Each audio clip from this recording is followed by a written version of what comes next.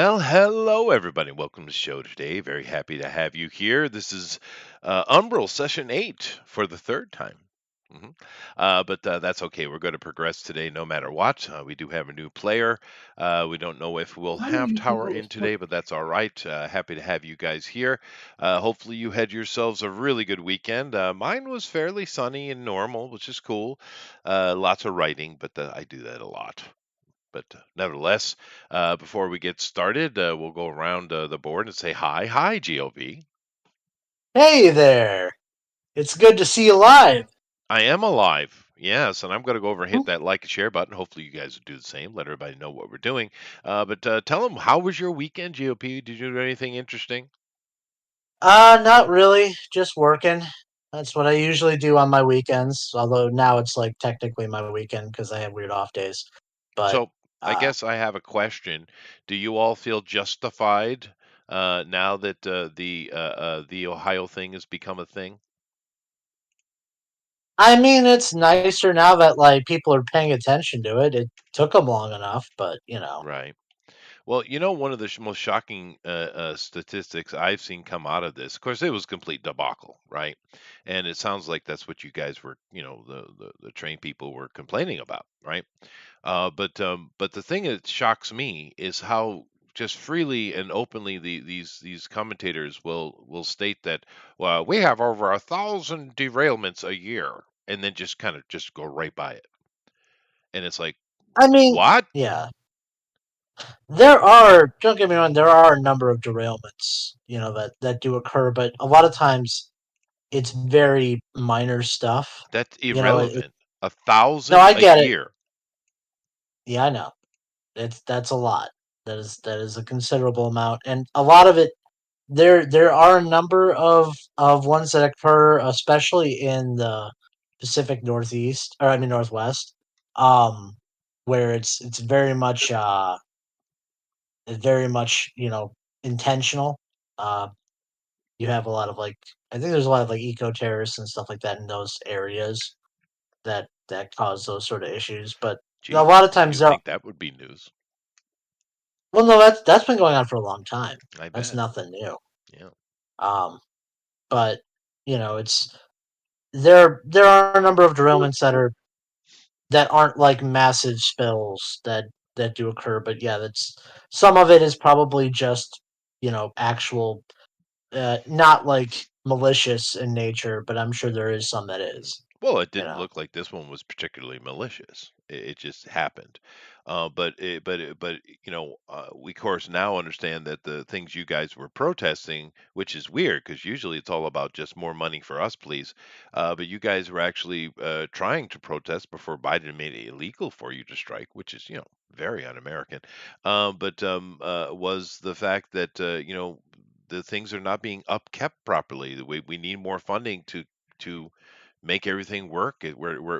Things are being let to rot, and this is what you guys were protesting. I didn't even know that. Well, to be fair, my particular union wasn't involved in that, but Well, you you know, know what I mean. I yeah, I know what you mean. Um, but yeah, it's infrastructure's not the best thing. Not in the best state It here. should be though. So It could be though. I mean, it's a just big imagine if we country. took that $100 billion we burned down, Eastern oligarchy mouths here. If we put that into our infrastructure, you think it would have helped? $100 billion?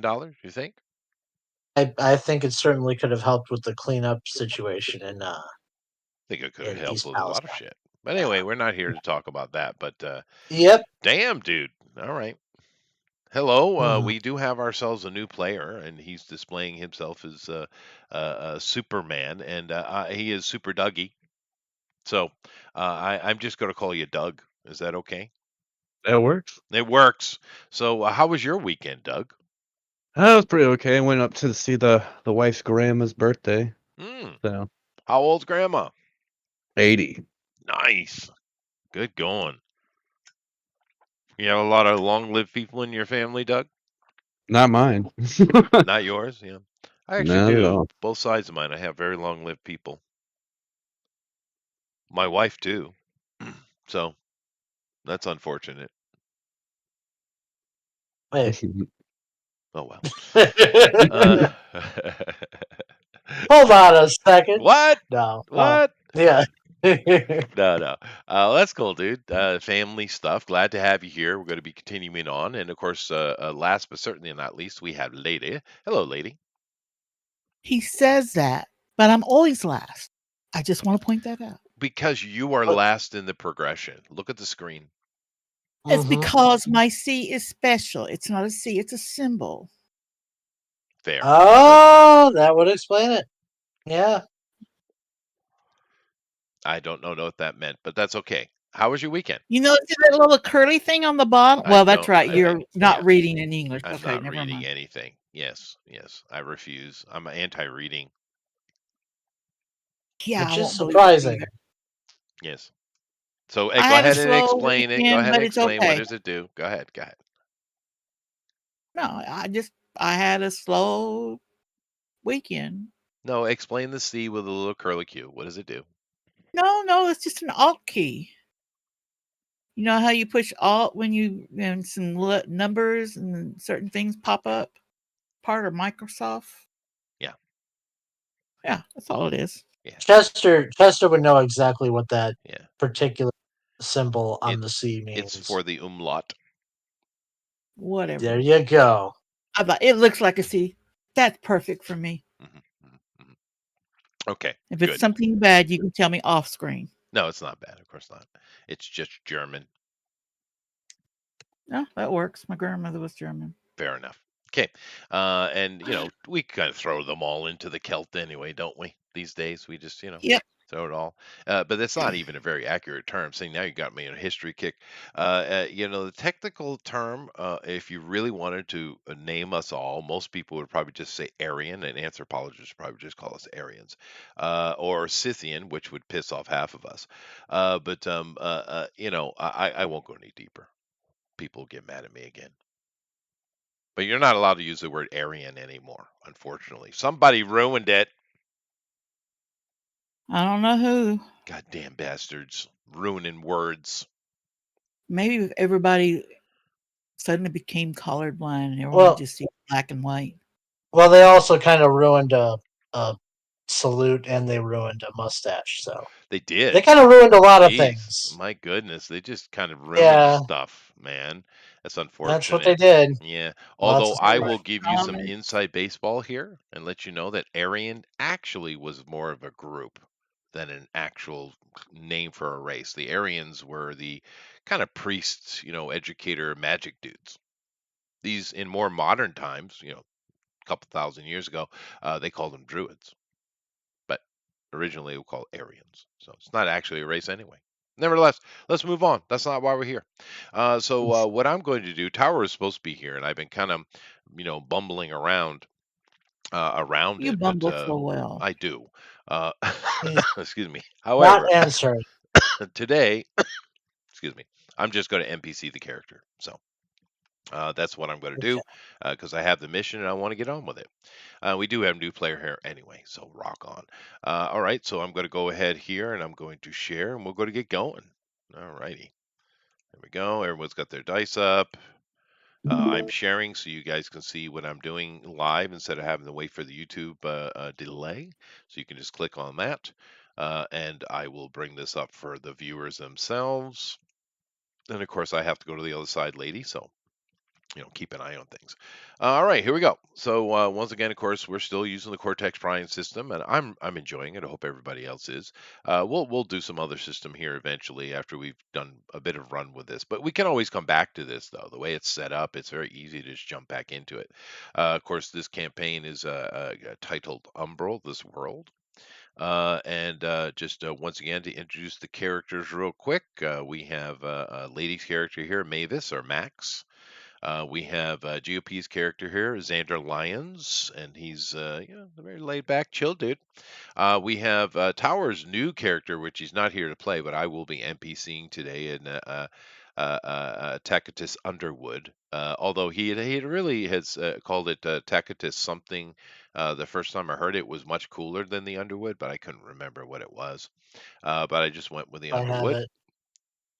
What was the original he came up with? It sounded so much cooler. I don't have it on here. I didn't copy it down on my notes for him. That Yeah, sucks. I have to go back and check that episode, but it was better. But anyway, Tectus Underwood is what we got.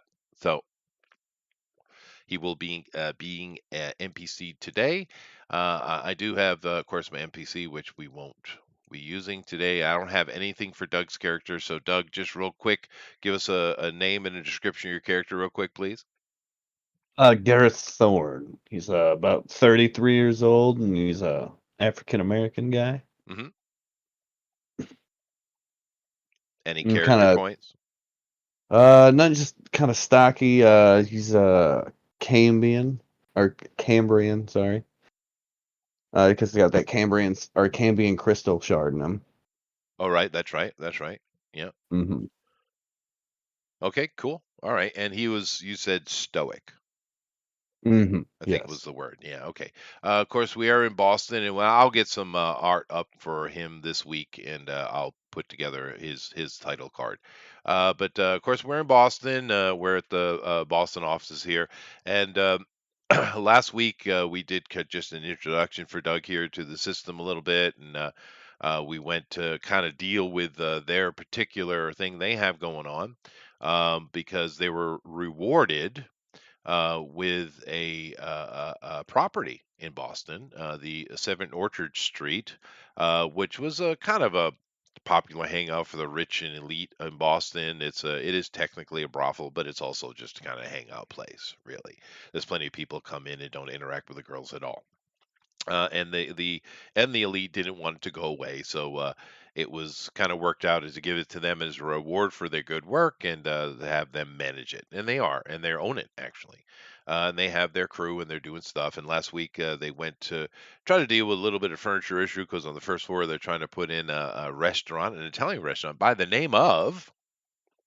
It's a Italian Tex-Mex fusion Mhm. called Spaghetti Western. It's perfect. It's perfect. It probably belongs more in L.A. than it does in Boston. Probably, Yeah, but but fair enough. So we dealt with that little bit of thing, and it got sorted out. But it also let us introduce uh, the Asians a little bit more.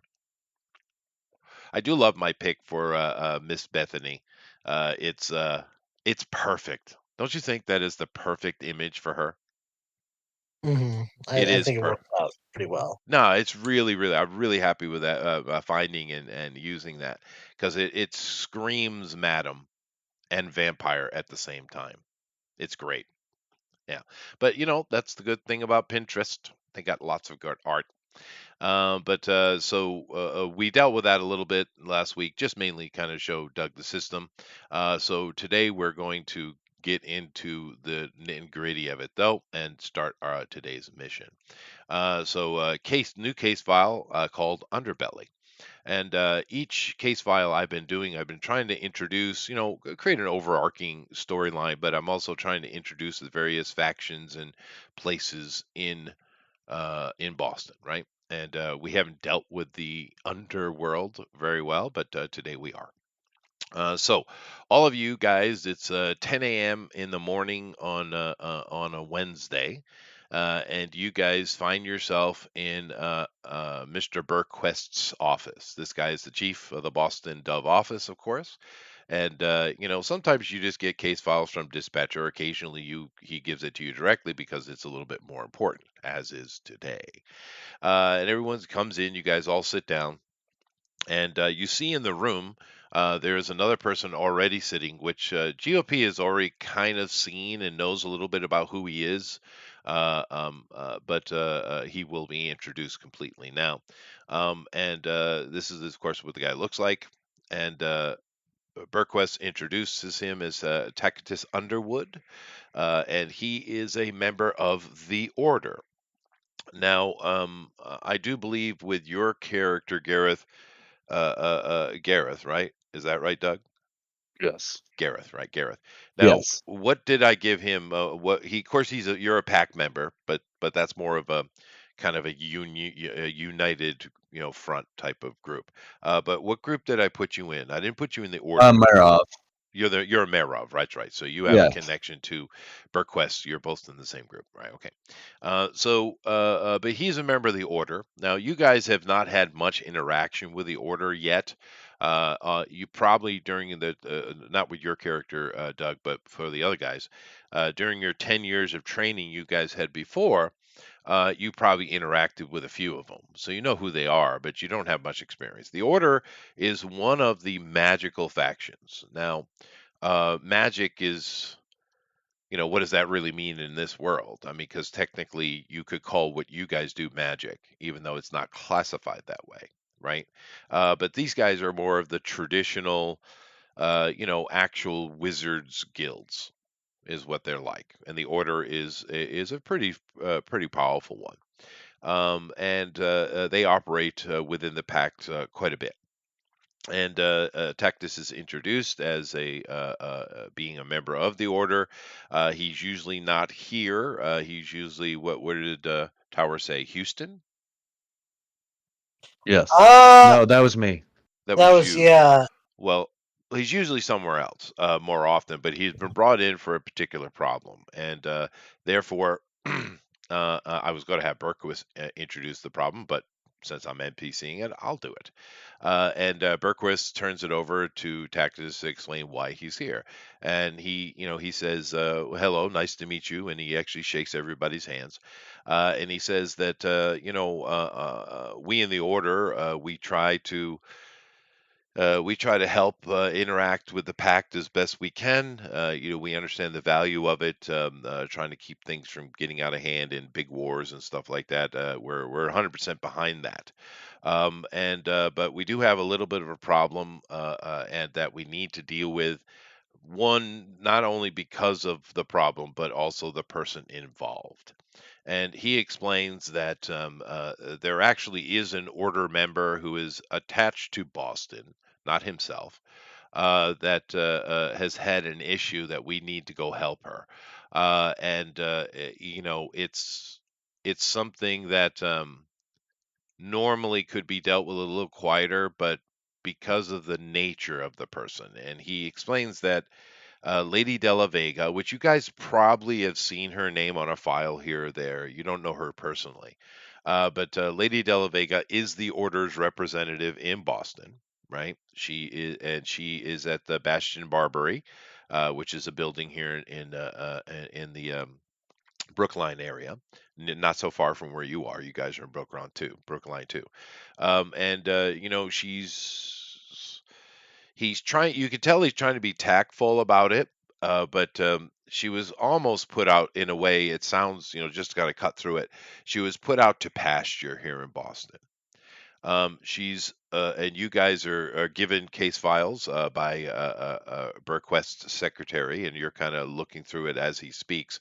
And she's very noisy. She's an extremely noisy person. She's really old. She's pushy. She's troublesome. She is very troublesome. And he acknowledges this. Tacitus does. And like I said, she was kind of put out to pasture here in Boston. Boston is not necessarily the most important city in the world, right? It's just kind of Mhm. normal in our world anyway. But we do need to help her because it is legitimate. Because there has been a theft. Someone has stolen from Lady de la Vega, and we need to recover that, not only for simply having a powerful magic item run around the city, but also just because she's very, very influential, and we need to placate her, or there will be more noise, right? And he has asked Burquest for some assistance in dealing with this, and you guys have been assigned to it. He says, I'll be late taking the point on it, for interacting with her, but it would be really, really good if we could get this done as quickly as possible because she will be making noise the entire time she already is. So he says, any questions? This is Tacitus talking to you. No questions from me. I'm on board with helping out. You know, unless you have anything else that you think is prudent to let us know. Um, not for he looks over, not for her, but for and he looks at Lions and Garth. For you a little bit. She's amorous in nature, so be guarded. I'll have you know all the ladies love me.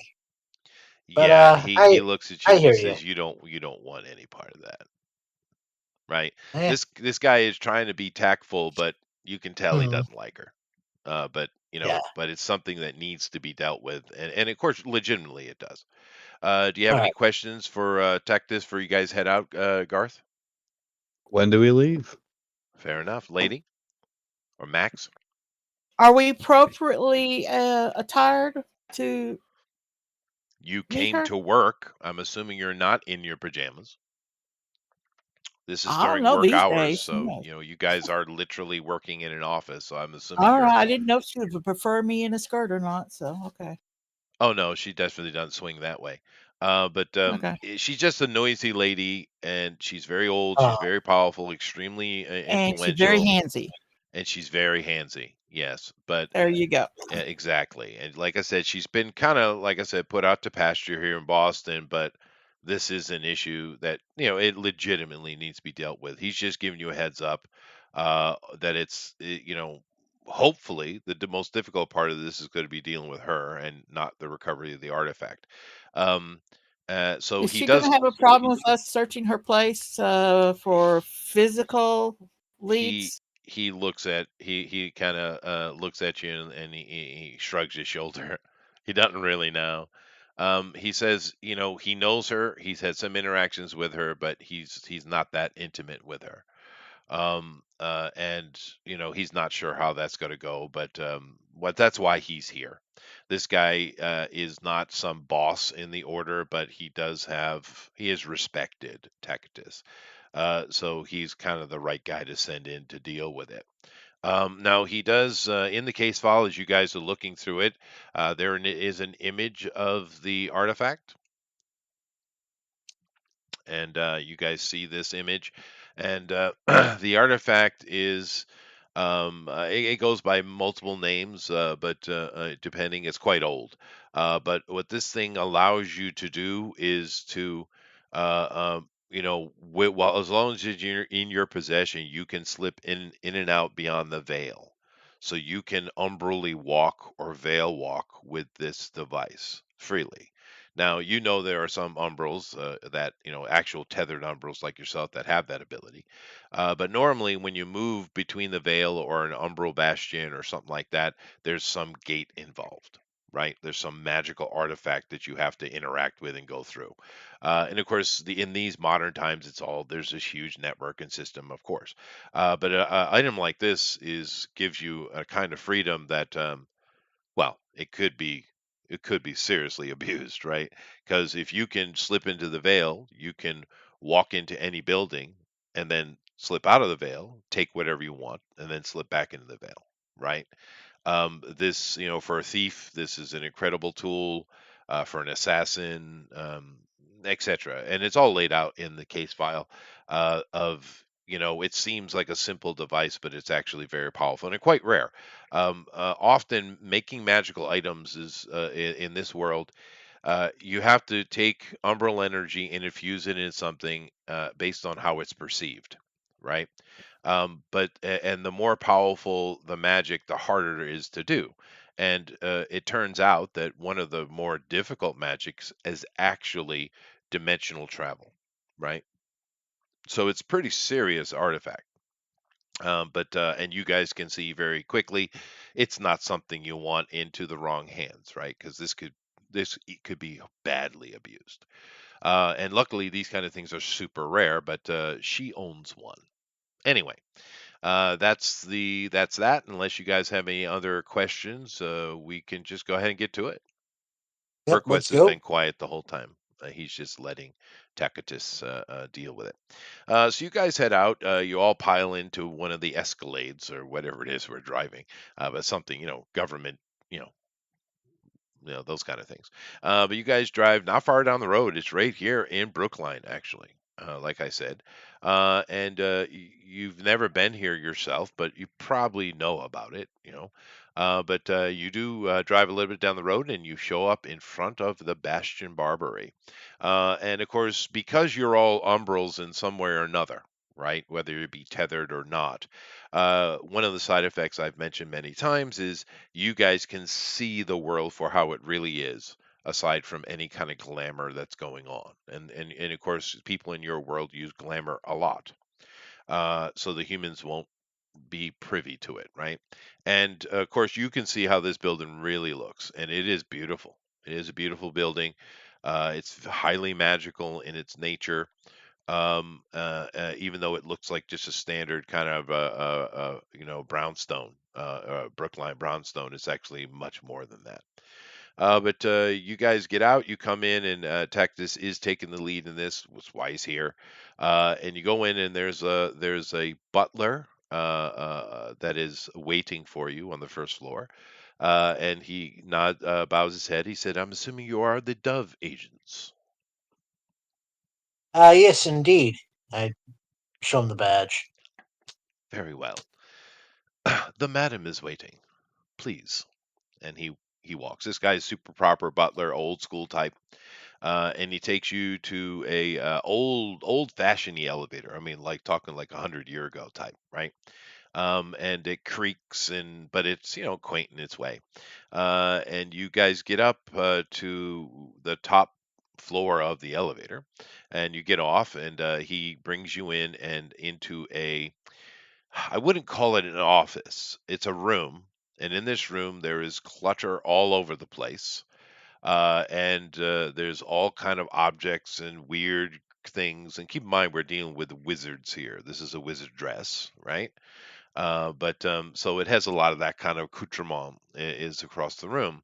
And sitting toward the back of the room, there's an actual throne, a real one, and you have a barely clad woman sitting upon it,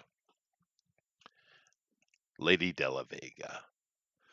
She is the principess of Boston, and she, of course, like I said, they put her here to kind of quiet her down a bit. But she really seems to like the pirate theme stuff, thus the name of Bastion Barbary. And you notice that as soon as you walk in. There is some other nicely appointed places throughout this building, of course, but this is where she hangs out a lot, and this is pretty cluttered pirate looking place, and she seems to have fashioned herself as one. And as you walk in, the butler bows and immediately leaves, and she's looking quite harshly at the three of you, four of you, no, three of you, and she's like, "Well, it took you long enough. I've been waiting." Oh, he's cute. Wait, who was she looking at when she said that? You, why not? Yeah. Okay, all right, okay. Um, well, you said that Tower's character was mainly going to be the one interacting with her, right? Or no? Well, but she is looking at you and speaking to you directly. Okay, that's fine. Hello, my lady. My name is Xander Lyons. I'm with Dove. We hear you have a little problem. I do indeed. And then she looks up, she says, "Oh, Underwood. They sent you? Why?" And Underwood, his tenor has changed quite a bit from when he was talking to you. He says, "Oh, Lady De La Vega, I am honored to be here to serve, and we will do everything in our power to endeavor to, accomplish the task necessary as quickly as possible. Please allow me to do my job." And she's like, "Fine, but you better get it back quickly. Who knows what they're doing with it? How did anyone get in here anyway? This place is supposed to be locked down. The order promised me." Uh, we'll we'll find your missing doohickey. Don't worry about it. Doohickey, how dare you? That is a I dimensional key, young man. My apologies. I meant no offense by it. I'm just saying we're on the job and we're pretty good at finding things. Well, that's good to hear. Now, you guys, as I said, the room is weird. It's very not in this modern era looking. Like I said, it's very pirate themed, right? And of course, she's even dressed in a piratey way. And it's really kind of bizarre because she's speaking. I don't have the accent to put on it, but she actually's got a European accent, right? And you would imagine her to be in some kind of fancy dress. Not, it's weird coming out of her sitting in front of you dressed like this. But and you can tell right off she's a bit of she's either a role player or there's something off, right? Hmm. But she doesn't have much any more to say on the matter other than the fact that get it done type of thing. Tacitus says, "Well, my lady, could you please tell us where the talisman was?" She says, "Oh, fine." She stands up and she walks out of the room, expecting you to follow her in, perfect union. I'm assuming. And she does bring Well, you into her room, and it is a place that, as you're coming in, Texas kind of turns to you guys and he says, I I actually have been in this place once before. It was before they put her here. There was another person in charge, and this room here is where the order, the people who live in Boston that are members of the order, council level, or people whose opinion is desired, will have meetings and discussions. So this is kind of an order meeting room, is what it is. hmm, And as you come in to the room, of course, being Umbrals, you can see there's little magical glow all across this room. There is a lot of magic in this room, a lot. And you see that the shelves in the back and even on the tables and stuff, they're just magical items everywhere.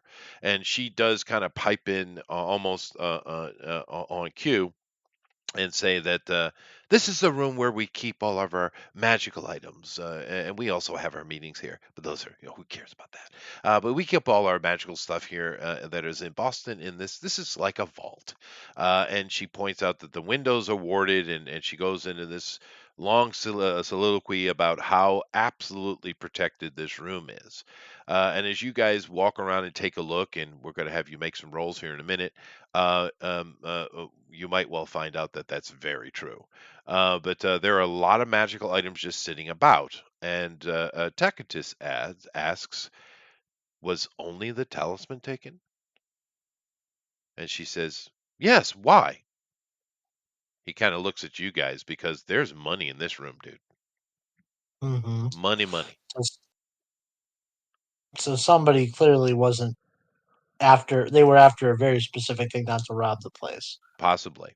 Yeah. Which, And you guys would uh, have to catalog the room to know of the value or the danger or the power of the things in here. But if this is and these kind of magical vaults, like we've already experienced with the chapel, the cathedral, the Boston Cathedral vault from the previous case file, these kind of places are to store dangerous items, right? That's what they're for. Now, this room doesn't look as secure, but she assures you it is. And well, of course, it's up to you guys how you investigate. But she's sitting leaning up against the entryway as you guys are in the room, and she's looking at you like, "What the hell are you doing? Do your job." So, do okay. your job. Um, is there any security cameras in this place, or is it not that sort of? Modern technology in a wizarding place. What are you, I silly? just figured I'd ask. Uh, let's see. You know right well there's no reason there couldn't be, by the way. There's no problem with modern technology and magical technology interacting, right? Well, I mean, I could roll to see if she's, or well, is she lying to me? Do I Go need to ahead. roll? Yeah, you can make a roll. Okay. I'll put that in this is in hard 7. Okay, let me pull up my shortcuts. That is 2d12. Excuse me, 2d12, d10, and 3d8. All right. 12, D10, 38. Supporting him with a D6. All right. Well, I got a point, and you got a dice. And then let's see. So that's 16 on my end with a D12 effect, So and that plenty would be enough. I do pick up a. Is that a 10 I pick up?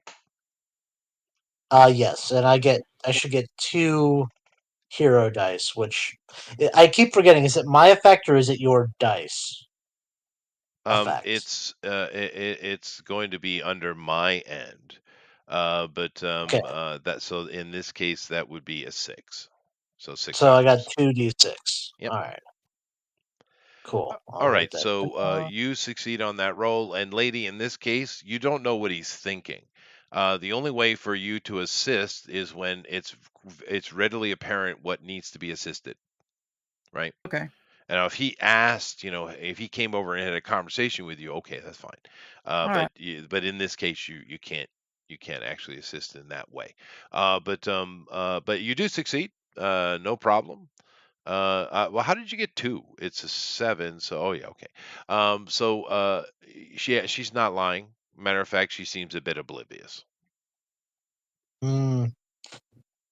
Do you have someone who's here who's in charge of your security setup? Like someone who does the nitty gritty? She looks at you as if she doesn't understand the question. Tacitus pops up and he says, "Well, this was all installed by the order itself, and Lady De La Vega is in charge of security of the building. She's the principess after all." Oh, all right.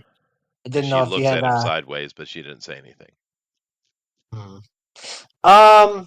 Okay. So, I I probably would ask her like, what are all the different ways that it's secure, kind of thing, and then I would, I guess, I would probably have us do a umbral or like a occult roll to see if there's like a ways around the security system without disabling it. Sure.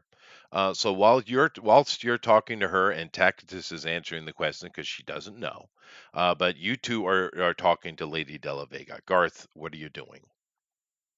Well, I was gonna see if who all had access to the room. Is there like a roster or anything around? Like a Not log? that you see, although there is a butler standing in the shadows in the foyer before. Oh, he's in the room too? Well, he's in the foyer, but he's near. No. Hmm. I'll go ask him if anyone else has access to the room except her. Because she said they had meetings there, so. Only people who are allowed and of an umbral nature can enter into the room. The wardings are quite strong, sir. Thus why I stand outside. Who all has been in there since the thing was taken? There has not been a meeting here since Lady De La Vega took over 16 months ago. Oh. Who all is here that had access to the room at the time? The only people in the bastion are myself and the lady. This guy is human, by the way, just so you know. Oh, okay. Well, we're all human, but he's immortal. Let's put it that way, I guess. What's your noticeability on that character? I forget what we had it set to. I think my notice is it's 1d8. So an Because I'll 8, probably that's not bad. yeah I'll probably assist you when you And come then in I have and we can. criminal underworld too. That's the 1d6. Knows things out of the ordinary and locations of known criminal enterprises. Oh, fair. So that might be, you might want to do a search of the room just to do that. Now, you're busy, GOP, at this particular moment. I think you should do that. Just kind of survey Yeah. the room as a detective, what you are, right? Hmm. So we'll just have you make a detective roll. But first, Max, what are you doing? When he mentioned computer surveillance or camera surveillance. I have my little friend, my little phone, start trying to link into any kind of network that's here in the house. There's nothing. Or there's nothing. Mhm. Okay. Matter of fact, the most of the house doesn't even really have the most direct of electrical. The electrical system in the building is circa 1918. Mm, Okay. Well, if they're once I get all the information that they have, they know about, with the security systems, I'd like to do a roll with my occult to see if I know of any ways that someone could get in here without disturbing the system sure. and Yeah. do accurate. No problem. But let's do Garth first. Doug, your character is walking around the room and just doing your detective-y thing. Now, therefore, you need to after you survey the room, you need to make a roll to see the level of it. This room is static, so there's no reason for it to it's not pushing back against you. So it's just we're going to put it right dead in the middle with an 11, because you would assume a criminal tried to cover their tracks. So we're going to make it 11. We're not going to make it any harder. Therefore, you need to make a roll. So first thing we need to do is we have to take your mental dice. Then we have to take your distinction you think applies to detecting. Then your notice, any specialties you have in that field, which you said you had one, and any asset or power that would assist. So, Mm, so for instance, what's your mental? my mental is D8. Is a D8. Okay. And what distinction would you be using? Probably the hawk-eyed one, And Lightfoot Hawk-eyed and Brawler. what's the That's a dice on D8 as that? That's an well. 8 as well. Okay. What is your noticeability? It's an 8, right? Yes. Yeah. And you said you had a specialization in that, some kind of underworld thing. Mm-hmm. Okay. And what? That's Yeah, a criminal underworld. D6. That's it, unless Yes. you upped it. So it is a D6. That's a Okay. D6. And do you have any asset that would assist you? No. Okay. So it's 3D8 plus 1D6. So go ahead.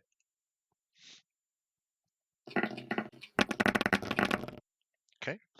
Now, here you have a 12, which isn't enough. Well, excuse me, is exactly enough to get past it. So we don't have to do anything else.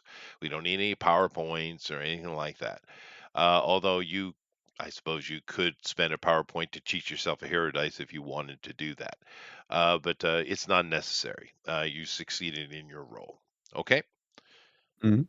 All right. So you look around the room and you see that because you are a detective, you've been doing this for a while. You're an Umbral detective, so you're well versed with this. You're not a rookie or anything like that, and you are a little caught off guard by some of the power of the coming off of some of these items. Now, you're not a wizard, so you don't necessarily know what that all that means, but some of these items in here are very powerful. And it is weird that the only thing taken was the talisman. So it tells you something, and GOP already said it, but it does tell you something about the nature of the crime.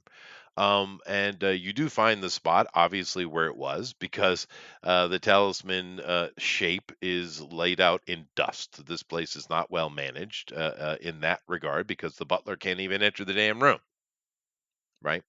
Mhm. And she doesn't seem to give a shit. So this room probably hasn't been cleaned in 16 months, right? And therefore it has Yeah. that layer of dust. So you see exactly where the talisman was, and it's over on the left side of the room, by the way. And you do see that there are some hand marks next to it when it was picked up, but you of course could take out a kit and search for prints, which I'm sure you'll do anyway. But you can tell that person was wearing gloves, so you're probably not going to get anything off of that. Other than that, you don't see anything untoward. Just the fact that if you were a thief and you came in this room, even if you only were running light, meaning just a backpack, right? You would have filled it with at least another dozen objects, but only one was Mm. taken. Mhm. Okay, GOP. Yeah, and the fact that that they did only take that all also kind of makes me point to the idea that whatever they're going to use this for isn't for monetary gain, most likely. I mean, unless it's like the stuff in this room was nowhere near what the quality of what they were looking for, but probably the stuff is probably very valuable. So Sure. I which kind of steers me into possible darker directions with the potential uses if it's not going to be used for financial gain. Well, that But is true. That is true. That is true. And it's because you're not wizards, you're not into, magical item creation. You don't really know what these things are. However, in your case file, it does specify that this type of trans-dimensional access item is highly regulated, and without license, it is illegal to own, which you would think would so bring up a little bit of a conundrum with people who can do it naturally. he did notice that there was prints, well, fingerprints, but handprints in the dust. Yeah. Um, if the room is that dusty, are there potentially uh dusty footprints on the ground? I would have mentioned it. Okay. I'm just covering my bases. Well, no, Um, that's observant point. There are none. yeah. Um, The only I'm disturbance he sees is there, and he searched the whole room with a good roll. I'm going to see, yeah, because I think I mentioned before I want to do like an occult roll to see if there's any particular type of magic that will allow you to get around this degree of security Yep. without, okay. Go ahead. So that's D8, D8, um D6, D6, and I think that's it for that. So Because none, I mean, you guys all have occult, which is necessary, but none of you are wizards. Therefore, I am going to up the difficulty one and make it an 11. Normally, it would be a 7, but we'll make it an 11. although, lady, you have access to a database. You probably could find out the information easier than I could. It probably would be better to have her make that roll, I would say. Yes. Yeah, lady, you should probably make the roll. You can assist her. Give her additional d6 on her I'm roll. yeah. Just going off your knowledge, you're helping her out. So, lady, you're going to make a roll, and because of your device, it's only a 7 difficulty. I'm using, of course, mental, Umbral. It's D10, D8, the Occult? distinction. Well, no, I guess in this case it'd just be your knowledge. Just use your device roll, whatever that total is, and then add a d6. Okay. If you haven't done it already, you should have a quick dice I thing. got it listed. I was Oh, making sweet. sure I had There you go. everything. All righty. Good, good, good. I think, no, it's rolling. Hmm. It's thinking about it anyway. Well, that's good. I think I did it wrong, though. No, I did it right. It's 2 D8s. There we go. We got our roll. We're looking for a 7. I do get myself is that a D8 or a D10? That's a D10. That's another D10 Um, for the GM. Sweet. uh-huh. But you do make the roll though. No problem. That's 13. So working together, you're looking at and to be fair, Tactus is helping you out as well, with just kind of information. But you're looking at the room and looking at the warding because you guys already had that conversation with her, right? And Tacitus probably knows more about it than she does anyway.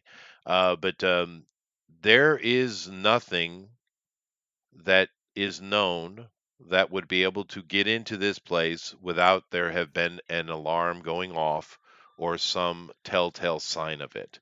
And there is, but yet there is nothing. There's nothing. There are no foot. The only dust disturbance in the room that Garth was able to find was where the talisman was itself. There's nothing on the floor. There's no alarm going off. The wards are all still working. The room is completely functional. And as far as the database knows, and Tactus himself knows, and her as well, there is no way. Well, then I'm kind of in the position to think. I don't think she would like if she's trying to like take it to use it for whatever reason, and just be like, oh, I don't know what happened to it, kind of thing. I don't think she would call us for that particular thing if she was just trying to screw us over. Well, she is the Order of Um, Principus, so she has right to use any of these items anyway. yeah. She has full right to use anything in this place, dude. Well, So the it doesn't only make sense. other I know I'm just trying to play this out. The only other person that we have that could potentially be the one behind this is the butler. Right, and he can't gain access to this room. He claims he can't claim access to this room. Well, even see, the thing is, you guys could enter the room without setting a warding off because she escorted you in. She Yeah. allowed you in. But of course, an Umbral could force their way in. It just set off the alarms, as it were. But he can't even enter anyway, even if given permission. He's mortal. He cannot enter this room. Yes. Ordered Did against the did norm. that role cover the possibility of someone making it where you can't hear the alarms go off? Well, Come there'll in, probably take be the some. item, and then undo that? Undo. Maybe, I but was there'll trying probably to be some find out sort if of. that covered that or not. I Yeah. think maybe she Like let the silent. somebody. I mean, he did say she was rather amorous. You know, maybe she let someone in, and she's like Ask doesn't. her. Uh, I'm going to keep an eye on her facial expressions and just Mhm. to make sure.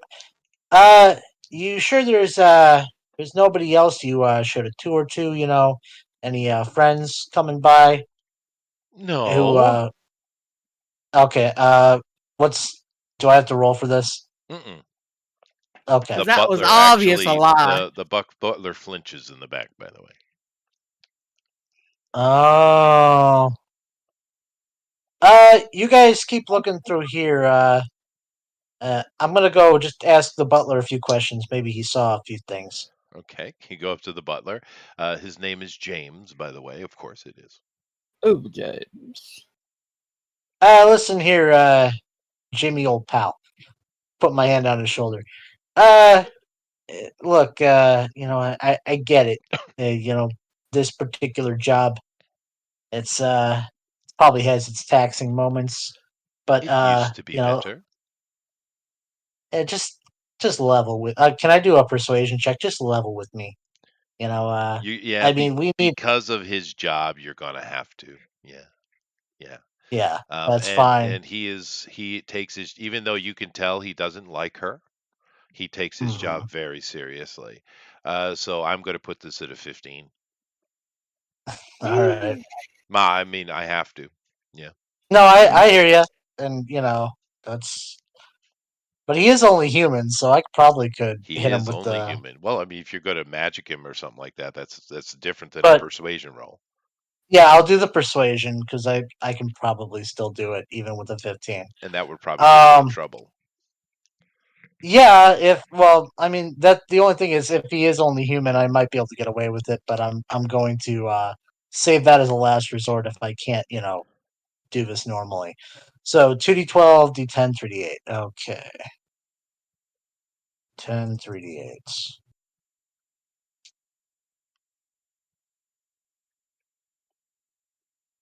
It's loading. Keep hearing the shaking of the dice sound. There we go. Alrighty. So Wow, there's always one. Ooh, That's a 12. That's. You guys love your DMs. I'm going I to love. re-roll that 12 because Aw, I don't want you to have it. I don't aw. want you to have it. Is that so? That's 2 points, right? To re-roll the 12. Yeah, to re-roll There's it. Yeah, yeah. Two okay. power points. All right. Well, I'm gonna re-roll that 12 All right. unless it gives me another one, just because this thing Which would be really hates me. justice. It would be cruel, but not unsurprising. Yeah, sure. Damn it. Well, Fine. I'll take it. Well, at least it's not Um, giving me anything. You need a 15 though. yeah. So let's see. And I do get there is another 8 that I do get. So I'll Mm-hmm. take that 8. 12. Uh. Okay. Well, I guess what I'll do is I'll spend one more PowerPoint, take that 4, add it to the uh 12, and then do a D10 effect. Sure, sure. That would be very good, especially with a D10 effect against the mortal. Yeah, no, you're in good shape. All right, so just spend your power points, and it does work. And you guys are over kind of in the room chatting and talking with Lady De La Vega. But she is actually paying attention, and she looks at him with pure death in her eyes, and she says, "Don't you dare." And he says, "I do apologize, madam, but this is a matter of legal uh, jurisdiction. I do believe I have to be honest." And he looks right at you and he says, "Sir, I have lost count." I understand. It's not your fault, buddy. But let's I look back over at the lady. Let's let's try and keep it to that particular day. Uh you know, who are we talking about here? There were Look, we're two. trying to help you. Okay. He We're trying to says, help you.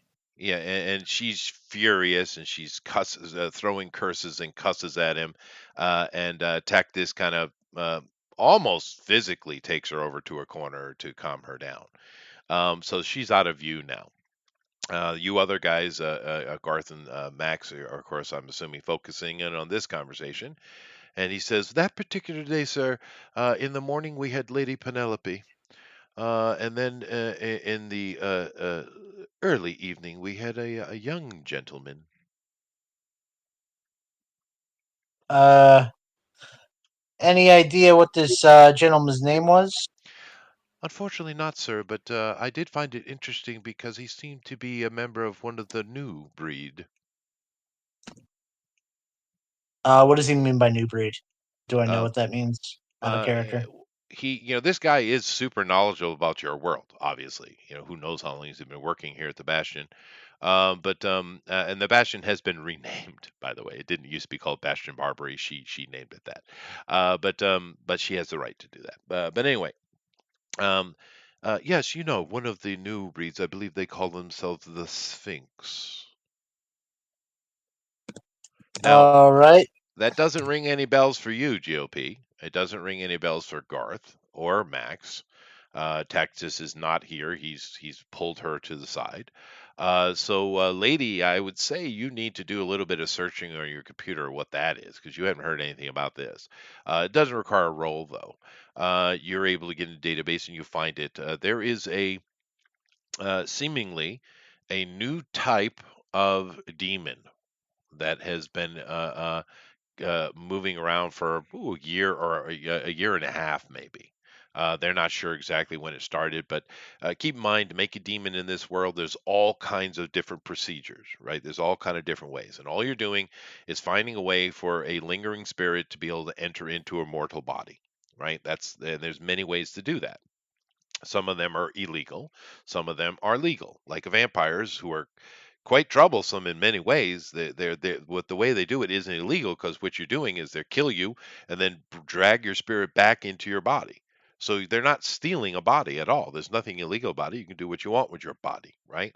There's many ways, and there's not much information on the Sphinx, other than the fact that they're a new type that have been around. They are reported here in Boston as well. You do have them mainly in the Northeast, actually, New York, New Jersey, Boston, places like that, and Connecticut, New London, New Haven. So it isn't something in this area. And the only thing it's known about the Sphinx is it's been reported that at least one of them seemed to have had the ability of invisibility. Oh, well, and we don't know which one. I'm guessing. We just know one of them has it. Well, the butler doesn't know his name. He knew Lady Penelope immediately, which you could ask him questions about that if you're interested. But just called him the young gentleman, and he's one of the new breed. So the butler clearly knows more about it than you do. That's true. I asked for any identifying marks and height, weight, hair color, eye color, all that stuff. He's of average height, so around 5'9". He is a mulatto gentleman. He had the new urban hairstyle look, where they coil their hair into rows. He's not sure what they call it, but and he was an attractive young man, I would say. All right. Well, I really appreciate you going out on a limb and helping us here. It's Well, I kind of you were persuasive, sir.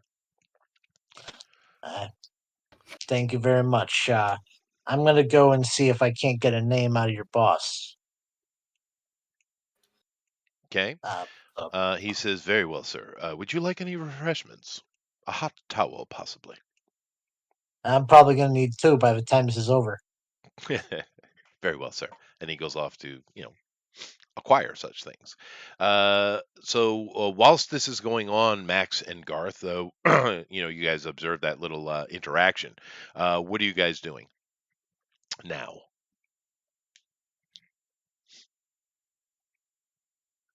We'll start with Garth. Is that the same time or afterwards? Just after that conversation, what are you going to do? You going to wait? Are you going to try to do something else? Are you going to go talk to the lady? I mean, what is your play here? What are you and Max doing? Because right now, Tactus is trying to calm her down and control her. GOP is taking the lead, which is his kind of job. This is you guys are. I don't know if I Yeah. explained this very clearly, Doug, but you guys are a detective unit with Dove. Yes, but you're also the liaison between Dove and Boston, right? You are the Mhm. liaison group, and the main reason you are is because of GOP's character Um, is quite the talker. So keep in Hmm. mind, your job isn't just being a detective with this group; it's also a little bit of diplomacy, right? Mhm. I think I'm just gonna sit back and wait Okay, a little bit for him to get back. that's fine, ah, lady. all right. I won't. I won't. I'll go do something stupid. Okay, Um, per usual. per usual.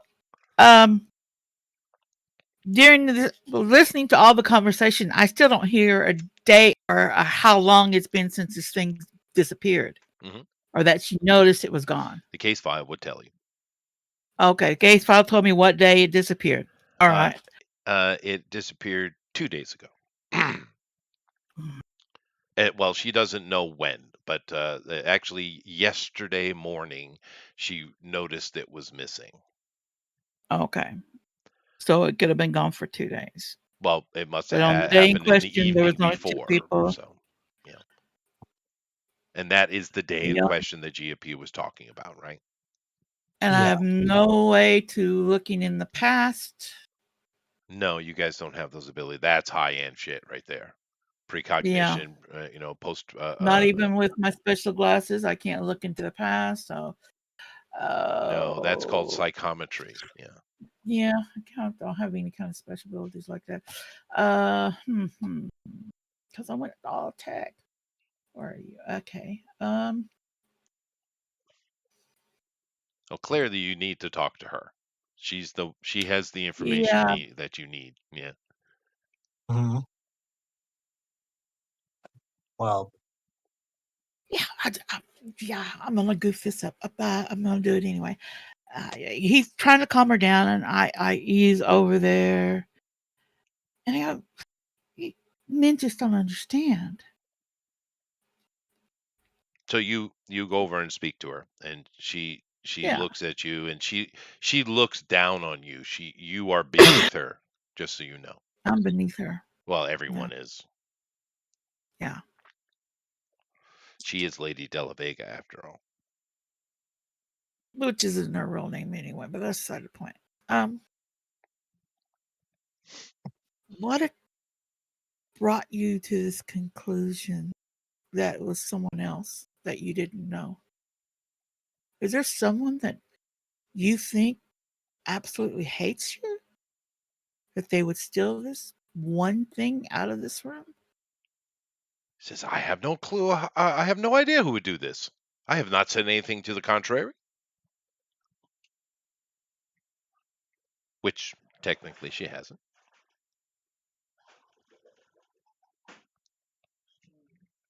um, I'll wait till Lady's done doing Yeah, what she's doing. just so if you don't come in this room every day, so how do you know it disappeared on a Pacific day? Because that's the date she saw it missing. But you didn't look for it the day before, did you? She does not recall. Someone with your intelligence and high regard cannot recall with perfect clarity. How Isn't there a spell dare for that? you? And it looks like she's about to cast a spell on you and tactically I'm wards you uh and her from it. So all right. I'm going to go and diffuse the situation.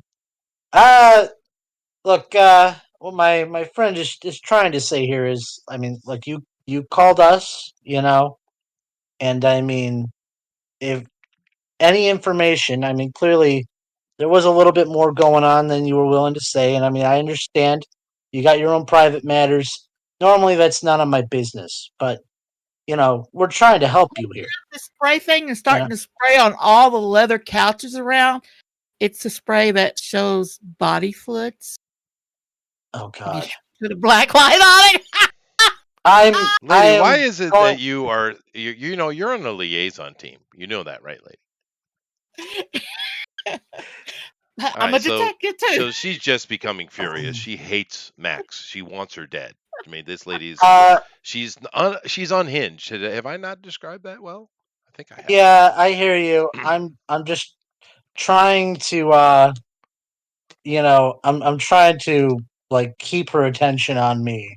So I guess I'll make another social roll if I can to try and get To this calm her information down. out of Yeah, her go so we ahead can. and try to calm her down. First thing you probably want to do is stop Max from doing the shit she's doing. I look over at our at Gareth and I I like pop my head over and like deal with that and I'm going to I'm going to try and calm her down. Okay. Uh, Uh now, Lady has escalated this incredibly so I'm putting that at a uh 15. that makes sense. Okay. All right, 12, I don't know how you're 210. going to deal with it, Doug, but deal with it. Okay, I'm gonna roll. God, please be nice to me. Why? Why does it do this to me? It hates me. Oh, that's a 12 for me. Ah, That's very That's a nice. good roll. More love for the DM. Sweet. mm, You okay. almost make the roll. No, you do make the roll. You succeed. Yeah, You just gave me a D12, is all. You succeed. yeah. So you are able to calm her down, and using your soothing words and the Panther cologne helps a lot. Sex Panther, it's a pretty important thing. Garth Um, probably pushes and me out of the room, probably. yeah, Garth, how do you keep Max from escalating the situation? What do you do?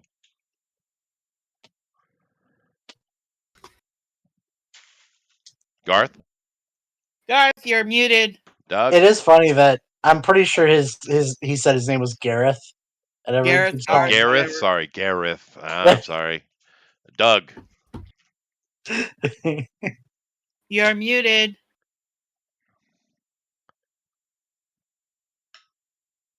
did we Oh, lose Doug? I know he said he had to I don't. leave. Did he leave already? No. Oh, he might. Oh, okay. Yeah. Oh, okay.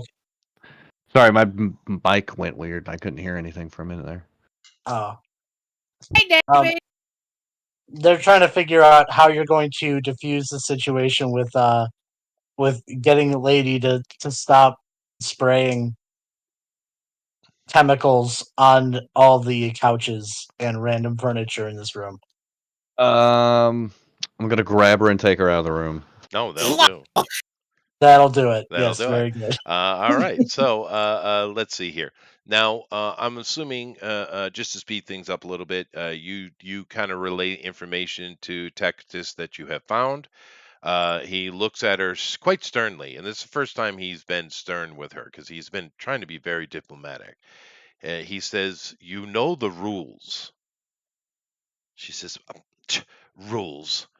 I am the principess here. I can do as I like." And he says, "The rules are very clear. What is his name?" And he's speaking very sternly to her, and she responds. She says, "Well, fine. It's Darius. Darius Patterson." Okay. Why does Darius sound familiar? Like I've heard Mm, it before. mm. And he, Go back to my notes. now Tacitus understands the situation very clearly now, and he says, "My lady, we need you to make a detection spell on this room. Please do so." And he kind of his sternness has shook her, and of course with your role of calming her down as well, has shook her a little bit, and she kind of straightens up and starts acting a little bit right, and she says, "Very well." And she goes into the middle of the room and she casts a high end detection spell. Now, being the principess here of this bastion, she has the wards are connected or spelled to her, so she can interact with the magic of this building very easily and directly, much better than Underwood could. So she does cast her detection spell to see movement, magical movement stuff, and you guys don't have access to this. You're not wizards, right? All you Hmm. have is your practical abilities to do things. But she does cast her spell, and you see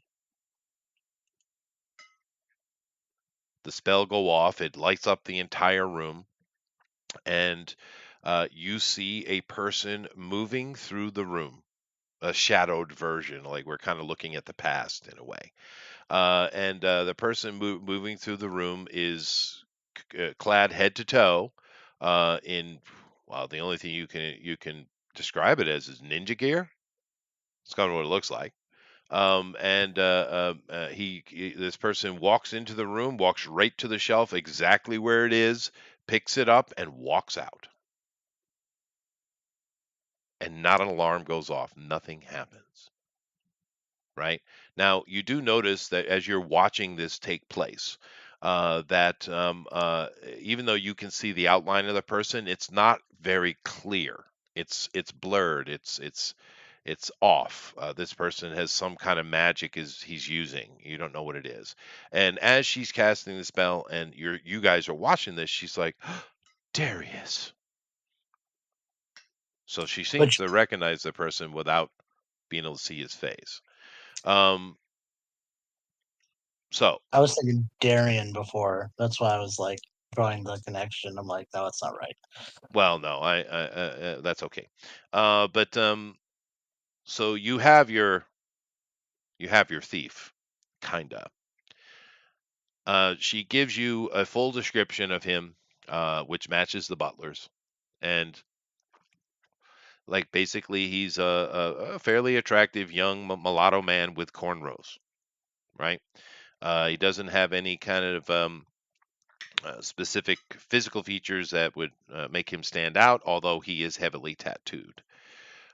When she describes some of them. So you guys gather all that kind of information, and and we don't know much about the Sphinx. Underwood or Tacitus knows a little bit. He as you guys kind of powwow together and have a conversation, and the lady kind of goes off, leaves the room. He says, "Yeah, we really need to get more information about these people. I know someone in town that could be of help."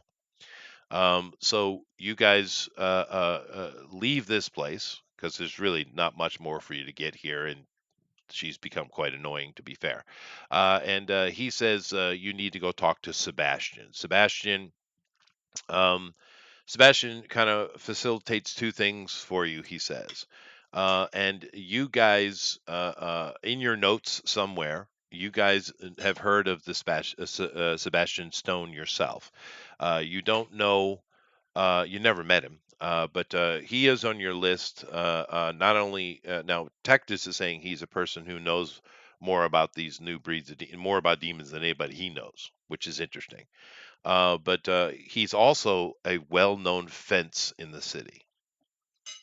So it kind of, with two stones, one bird, two stones, or two birds, one stone. Yeah, a type of person to go talk to. This is Tacitus's suggestion. What do you guys do? Well, I mean, that seems like the best lead. Also, what was Darius's last name again? Just so I write that Patterson. down. Um, Okay, Patterson. Thank you. Yeah, I don't see any other leads. That seems like the smart way to go. All right. We should So see what we can figure out about him first. Yeah, we should. sure. Yeah, lady, if you want to search the name up in the database, see if there's anything that specific that comes up about him in particular, any priors, all that Okay. stuff. Um, there are several Darius Pattersons in the Boston area.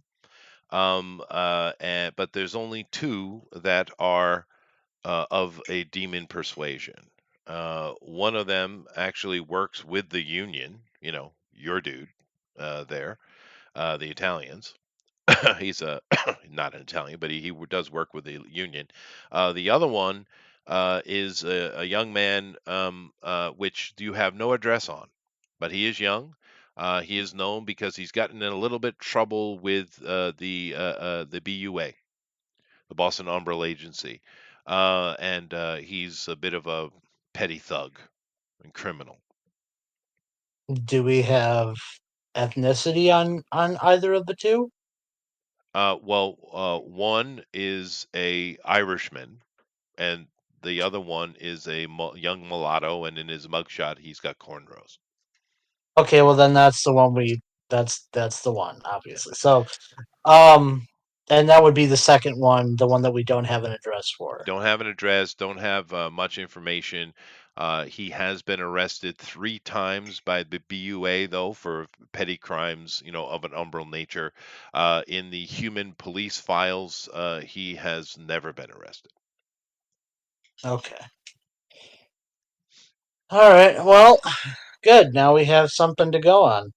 Or well, now at least we got that. But let's go talk to the fence, because yeah, Okay. why not? Now you guys got to head way, way up outside of Cambridge to get to him. But you guys, drive on. It's on the way after lunch, and I'm sure someone stops by a Diner Express and gets tacos because tacos. Mhm. But fish tacos today, so those are good. But Mm. you guys eventually get yourself up, and now you know who he is, this guy, but you've never met him. Tactus seems to have met him before. So even though Tactus, you're starting to learn a little bit, even though he's not from this city, he has been here before. He has been here before, and so you're not sure of his complete background going on, but all you can do is trust Burquest, right? But anyway, you get up to the place, you go in, you knock, and you gain entrance quite easily, and you meet Sebastian Stone. Now, Sebastian, you do have information from Lady all about him, which is known. He is an umbral. He's an alchemist, which is simply a very old group of. They kind of just call them scientists, right? But it's a group of alchemists. He's classified, and he's unaffiliated though. He's not a pact member. He's not a member of the Winter Court. He's not affiliated with anything that you know. But for a fence, that's probably the best way to be, right? Anyway, he's very cordial and a nice guy. Tactus has met him before, and Tactus is kind of taking the lead in this one a little bit too. And he says that he asks him directly about the Sphinx and what does he know about them. Sebastian says that, well, they're rather new. We're not sure what the process is for their creation, but the reason why they call themselves Sphinx is because they're innate. A lot of times, demons have innate abilities based upon the procedure to create them, and their innate ability is invisibility, and that's about all we really know. They're very new. We're not sure of the process, although he does state that it seems to be mainly young urchins and street people that are a part of them. So they're not really sure how that's happening. A lot of times, these kind of demon creations are with pretty high end people with lots of money, right? Or factions, organizations. I mean, think of the process that's involved, but these seem to be more urbanites. Hmm. Yeah, because I mean, if we could find like at least if we knew a place to start, you know, searching, if there was like a known hangout or just something to where we could get a lead on where to go next, that'd be useful. Have there Uh, Sebastian, been any like recent sightings? he knows that they are kind of there have been some in Boston, yeah.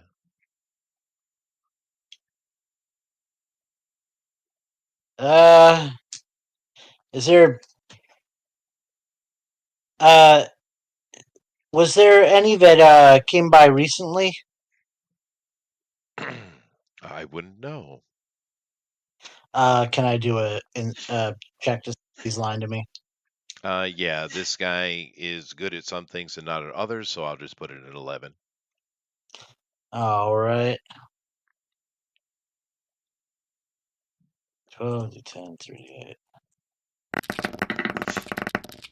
8. Ooh, that's not bad. That is a 19 with a D12 effect. Wow, that's nice, but I get another D10. Thank you. Yeah, well, that seems to be every time, so I Well, can't that's help it. okay. It's good because I can murderlate you. I So know. yeah, it's perfect. But all right, you succeed with flying colors. There's probably hero dice in there. Yeah, because what did you say the challenge was? An 11. Yeah, That would so be a D6. So take another D6 hero dice. And yeah, uh, he's through his teeth, dude. Yeah. look. All right, I'll try and basically persuade him to spill the beans. Look, do you know who we are? I would assume because everybody probably does. Oh yeah, everyone knows who you guys are. He says, I'm well aware, Agent. Look, I'm not here to screw with you. That's not my particular job. You know, uh, I mean, obviously, there's other people if they want to get involved in that sort of thing, but that ain't me. I'm just trying to keep things friendly. Uh, so look, I mean, if you help me out here, who knows? Perhaps I can help you out in the future if you ever need anything. Scratch your back, scratch mine, all that stuff. Give me a roll. Challenge rating Yep, 15. that makes sense. But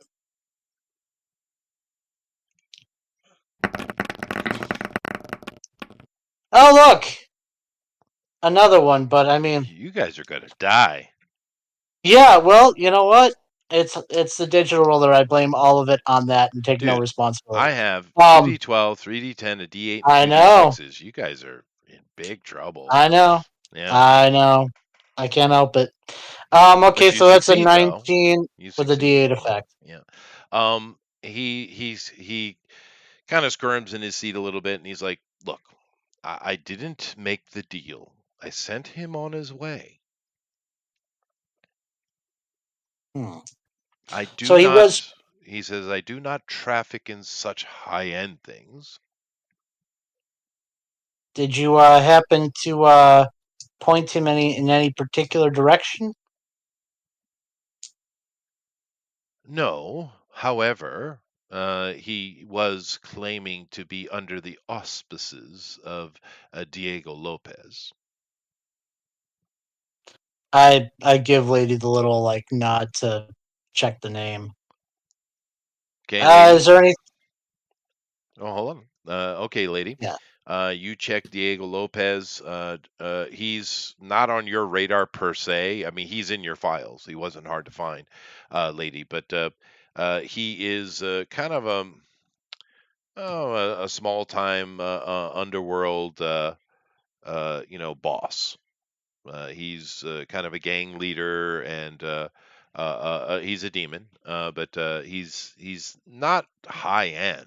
But if you're at street level, I'm sure he's kind of terrifying. Ooh, well, this might mean combat. Hmm. Okay.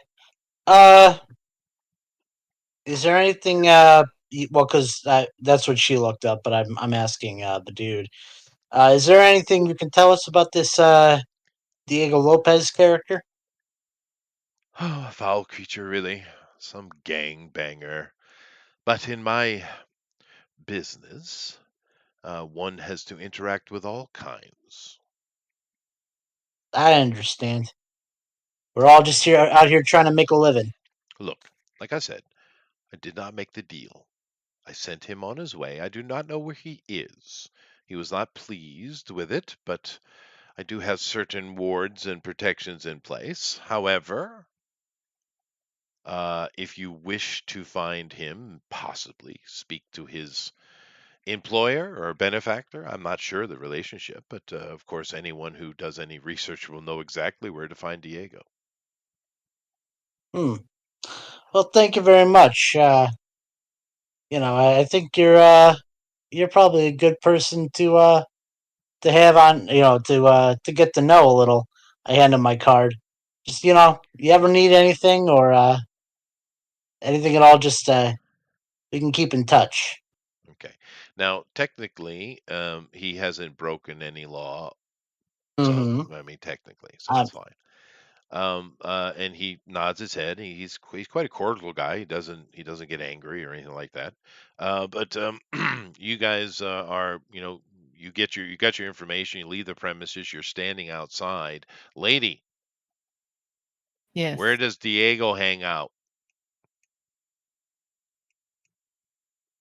Paul, where does Diego hang out? It takes you a few minutes of digging because, like I said, sometimes these smaller underworld people are a little harder to Hmm. track because there's not as much information, right? But you do Right. find out that he seems to run his operation out of a place called the Devil's Lair, but that's in the underways beneath Boston. uh, I'm guessing we probably have maps to get down there, but Oh, yeah, it's sure. probably Matter of fact, you can pretty. find Yeah. it on one of your maps very easy. It's not hard. It's matter of fact, you got to go over to the west side of Cambridge and take one of the underway passages there, and it's 50 meters. Yeah, it's not hard to find at all. It's actually a heavily frequented place by the poorer members of the Demon Society. Hmm. Well, everybody, you down for a little spelunking? I've got to go. Okay, All right, man. Have a good Uh, one. Here. See ya. later. All right. You're Uh, welcome. that's yeah. Just before we're probably gonna have some combat, but okay. We Well, got let's. Decadus with us, so it's okay. Yeah. He gets a call and has to go deal with some emergency matter. So he heads off and goes to deal with that. So all right, so it leaves the three of you. And you know exactly where it is. It's not hard to find. So you guys drive over. You get to this section of the Boston Underways, and like I said, it's very close to that particular entrance in West Cambridge. And you delve down, and you find yourself at the Devil's Lair. All right. I give the door a little knock. Okay. As you see, the door has a little window there. It opens up, kind of the old style, not side to side slide, but an actual opening door, little door in the door. And you see a guy sitting there, clearly a demon, a vampire particularly, and looks at you and says, "What?" Oh, is Mr. Lopez in? He looks you up and down. And he says, "You some cop or something?" I give him like this sly look, like very, try and get him my best gangster behavior. Like, do I look like a cop? He kind of turns his head over his shoulder and speaking back behind him says, "We got a cop here." And you hear a couple of voices, and the door. He closes the little window. He opens the door, and out steps three individuals. You got the dude in the middle. He's the one you were talking to initially, and you got two other guys, clearly vampires. From their markings and stuff, they're not associated with the Winter Court at all. But like I said, there are many little mini factions throughout the city of all kinds. So these are not Winter Court vampires, but they are vampires. And the guy who's talking to you, he continues saying, "Yeah, we don't need no cops here. You can take yourself and get the fuck out." Well, you see, we kind of need to speak with your boss. It's I said you can get the pretty. fuck out. Do you want me to come back with a warrant? He loses his patience and swings at you. All right, let's do this. It's too bad. Doug just left, man. I know. All right. Well, I'm going to run this minion Everybody like I did last was time. Nowhere near as powerful as those, but this is going to be a minion fight. So Mhm. same rules apply. Every time you get a successful hit, you're able to remove one of the. As you see, there's 4 8-siders. So the way to defeat these is to have 4 successful hits. Right? That's how minions work. These guys do have prowess. They do have tough 6, which means in order to take away one of those 8s, you need to get you need to have an effect die of an 8 or higher. Okay. Okay. That's what that means in this application. And they're well paid. Which means that they fight a little harder than they might have. Which all of that just means I have 3d8 on my rolls. So, right. Well, more actually. It's the last one, but I have 4, 5, 6. I got 6 8-siders to roll, so they're not nothing. But you guys should be able to deal with this. And they're not very smart. As you see, there's nothing there denoting smartness, which is why they probably should not be in a fight with Dove, right? But they're dumb, so they're coming Yep. at you. All right, so for me right now it's a 68 in my rolls. Initiative, my guys are not particularly high. I'll say they're a 16, which means you are most certainly first. Do you have Tactus? Do you have Underwood's paperwork? I do. His initiative is a 32, which I Oh think is the Jesus! same as mine. Yeah, no, I build my character. Well, I build characters right. Mine is also a 32, so we Yeah. go at the same Well, time. some of the vampires I give celerity, and that would add to initiative, but these guys don't have Mm. that. But these are the podunk vampires. So you go ahead and run him, please. And Doug has left, and we have Lady. So these guys are just coming at you. Lady, I think, is the lowest initiative. Is your initiative still like a 15, right? 16. 16. Okay. So you go the same times they do. But Mhm. basically, GOP, just run yourself and Underwood, and let's get to it. Okay. Um, D10, 2D8, and 2D6 is my roll for my firearm. So come on. Yeah, here we go. D10, 2D8, and it was 1D6. Okay. All right. Well, Well, that's okay. a nice little 6 for me. Sweet. Oh, 16 and then a D10 effect. Well, Okay. I mean, I could do an 18 honestly because it's a D8 takes one of the dice off. It does. It So, does. Yeah, so that's good enough. So an 18's better. Now, like, and yeah, go ahead. what hero dice does that give me then? Oh, well, I have to roll. I have to roll. Oh yeah, that's right. Because yeah. Right now I get to, I have 68 in the pool. So let me roll. All right. And you pick up a PowerPoint, GOP. Mm-hmm. And I failed. So All I right. did not defend myself. So that knocks one off. We're down to 5d6, 5d8, sorry. Because you got an 18, I got a 15. Yep. I thought you Uh, said it was 48. Oh, never mind. it is Okay. 4, and then my prowess and well paid add in. So Oh, so even on the last 8, I still rolling 3d8, right? So 4, okay. 5, 6. Yeah, 6. Now it's down to 5.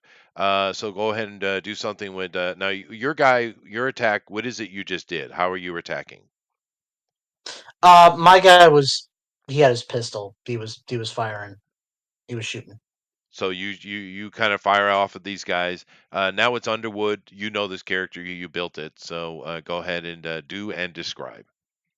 Okay, so with his character, he's got his fire attack, but he can spend, you said, 2 power points to turn it into a fireball, right?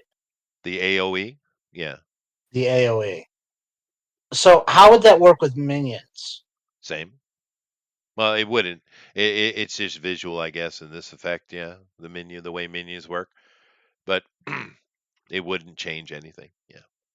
Okay, then all right, then I'm not going to bother spending those points. I'll just spend the 1 Yeah. and Well, do this a system isn't perfect, right? yeah, also he'll do a fire blast which with his special effect, it's going to be 3d12, 2d10, and I'll drop the d6 down to a d4 for the hinder, which will give me a power point. So it'll equal out the power points. So 3d12, 3d12, 2d10, and a d4. All right, let me clear this. D10 and a d. Oh, I put a 6 on accident. Hold on. Oh, let me clear here. 3d12, d10, and then a d4. All right, here we go.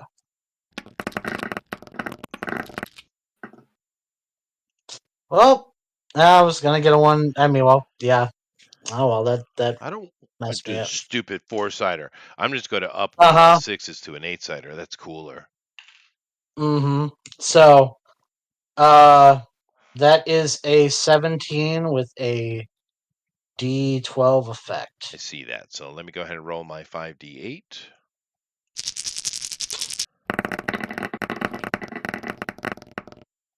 I Ooh, don't think you could beat it probably anyways. not. I do. You get a Oh, 1. You get a PowerPoint. I roll a 16. all right, he gets a PowerPoint, so I'll throw So that I on can't here. beat it. So you get a PowerPoint. You don't get a hero dice off of it though, and I'm down to 4d8. Uh, ooh, that was rough. Now it's down to mine and Lady's turn. You can go ahead first, Lady. We're going at the same time, so go ahead. Okay. These 3 idiot vampire bouncers are fighting with you for no good reason. So what are you gonna do?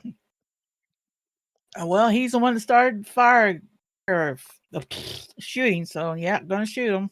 These guys aren't shooting; they're claw attacking you. Actually, No, but my boss over here shot first. Well, they came at us, so yeah. probably. Go ahead, Lady. Okay. Oh. Well, I get an 8-sider. Sweet. Yeah. 11. Okay. And you got an 11, so I'm at 4d8 right now, so make my roll. Okay. Oh, well, And you that was are a you match. does it's yeah, you don't win. You do get a PowerPoint though. Take a PowerPoint. Um, or you can add a complication, but this fight is a quick one. So you fail in that. Now you have an opportunity. You get a PowerPoint from me for rolling a 1, but you can either take a PowerPoint and be done, or you can re-roll and not get a PowerPoint. What would you like to do? You guys are basically, you have a little bit of an advantage. You do have a D10 where I only have 8s, but you guys are fairly similarly matched. Lady, I'm gonna reroll. okay, go ahead.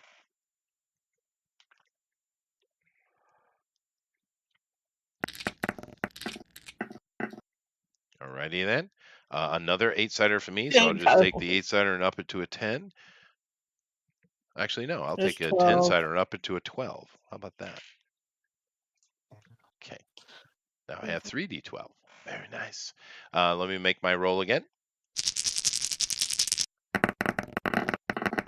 Oh, nope. Nope. Shit. Nope, these You guys did are it. able to Yeah. block you off. Well, that's all right. Your strength is in combat anyway.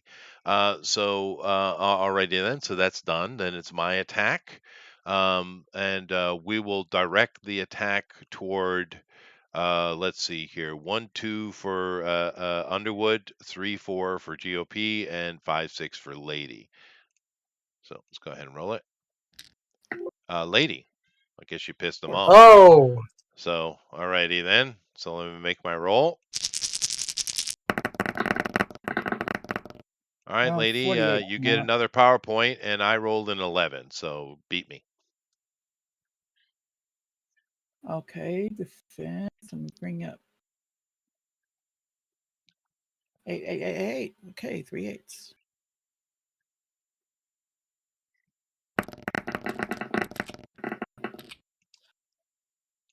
Okay, so and you do, oh, you defend, so nice. very, very, very nice. Back to the top, GOP. Okay, I'll roll my character's attack first. So that's going to be a. Now, of course, these bullets, and because most of you guys are using gun or fire, these things are tearing up their clothing. Things are spraying, but they are vampires. They're kind of tough, and blood is starting to fill this little stairwell. 10, D8, D8, D6, D6. Okay. Okay, All right. So that's an 11 with a D8 effect. enough. Yeah, it's enough. So. And I am down. I'm down to it. I'm down to 3. Okay. Go with All right. Underwood. Okay. He's the heavy hitter. So. All right. So that's 3D12, 2D10, and a D4. So we can pull up the points.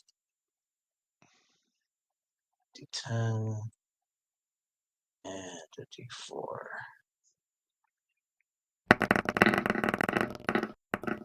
Oh. Oh. Well, there is a 1 in there. That's a D12. That's pretty bad. But a 22 to Yeah, hit with a D10 effect. I'm not going to be able to deal with that. I'm sure. So, and this is the last one, right? Because I only have 3. So unless if I don't do it, this fight is over right here. So.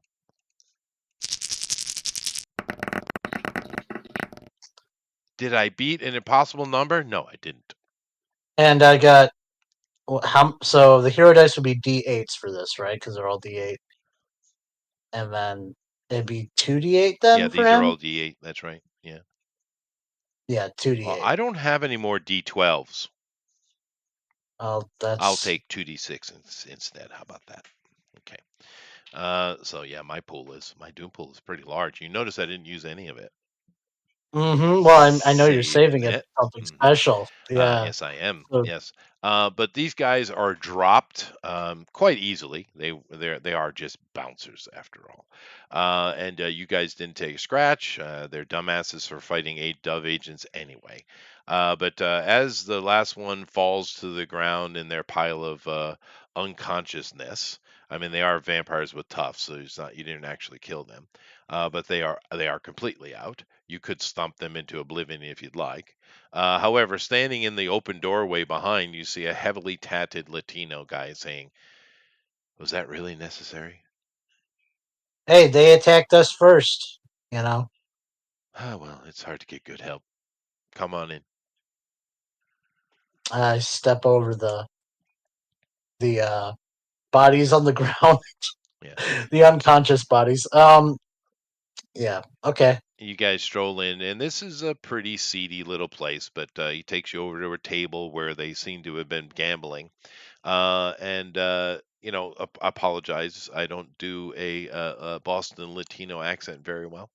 But he is a cholo.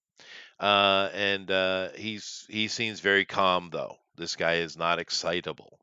And he is the owner of the Devil's Lair. He does tell you, and of course, you know who he is. Diego Lopez is the leader of the Devils, which is a demon gang, right?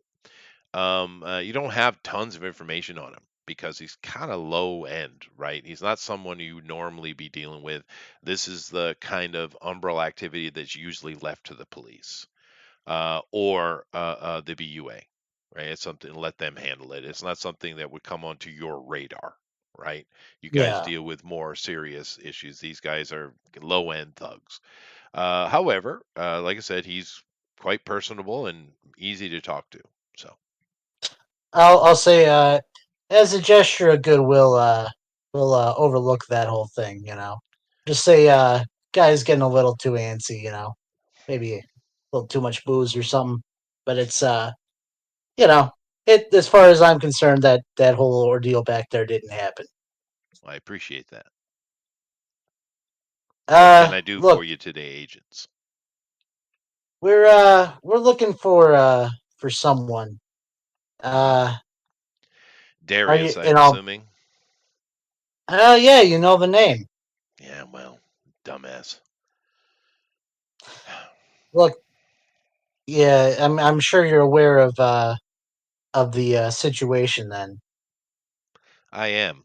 I told him not to, but I don't have much say in that. Just understand, I'm just a local guy trying to get things done for my community. Hmm? look, all we want is the item returned. Don't Look, need to cause you any trouble. I haven't seen But it. I know what went down. I told him and his boys not to do that kind of nonsense. They didn't listen to me. But what am I supposed to do? He's attached to Greenbrier. Now, uh, you guys are do in I West know? Cambridge right now, right? You're in the underways, but you're still in West Cambridge, and that pops up. You've heard it before, all of you. Once again, it's a little bit off of your radar because it's something usually handled because it's a pretty bad place. Lady, you check Yeah. Greenbrier, and it is an apartment complex in West Cambridge. It is notorious drug den, gang bangers of all types, including demons. It's a seedy, low end, depressed, dystopian place. It is a real nightmare. And the only reason that it hasn't been dealt with, because it's one of those things that you would just deal with, right? But the only reason it hasn't been dealt with is because Jody lives there.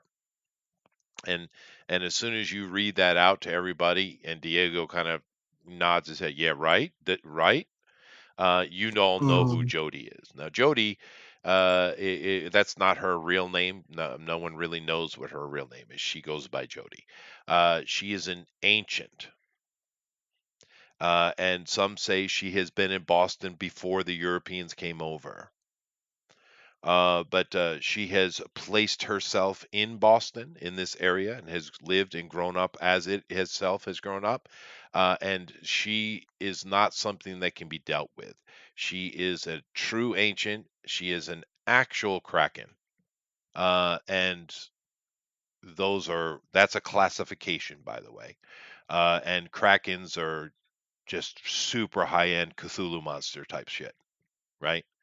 And therefore no one can tell Jody what to do one way or the other without assaulting the city, right? And that's a problem. So you know who she is. You don't really worry about it because she's kind of quiet. She just sits in her little poor neighborhood and kind of runs it like a little queen, right? But she doesn't do much beyond. So it hasn't, the amount of resources necessary to deal with that level of threat. It isn't justified, right? But and you understand his Diego's point now that you know who you're talking about, because he has no choice. If Jody sent them over, and he had to be a liaison of sort for them, he's not going to say no. It's impossible, right?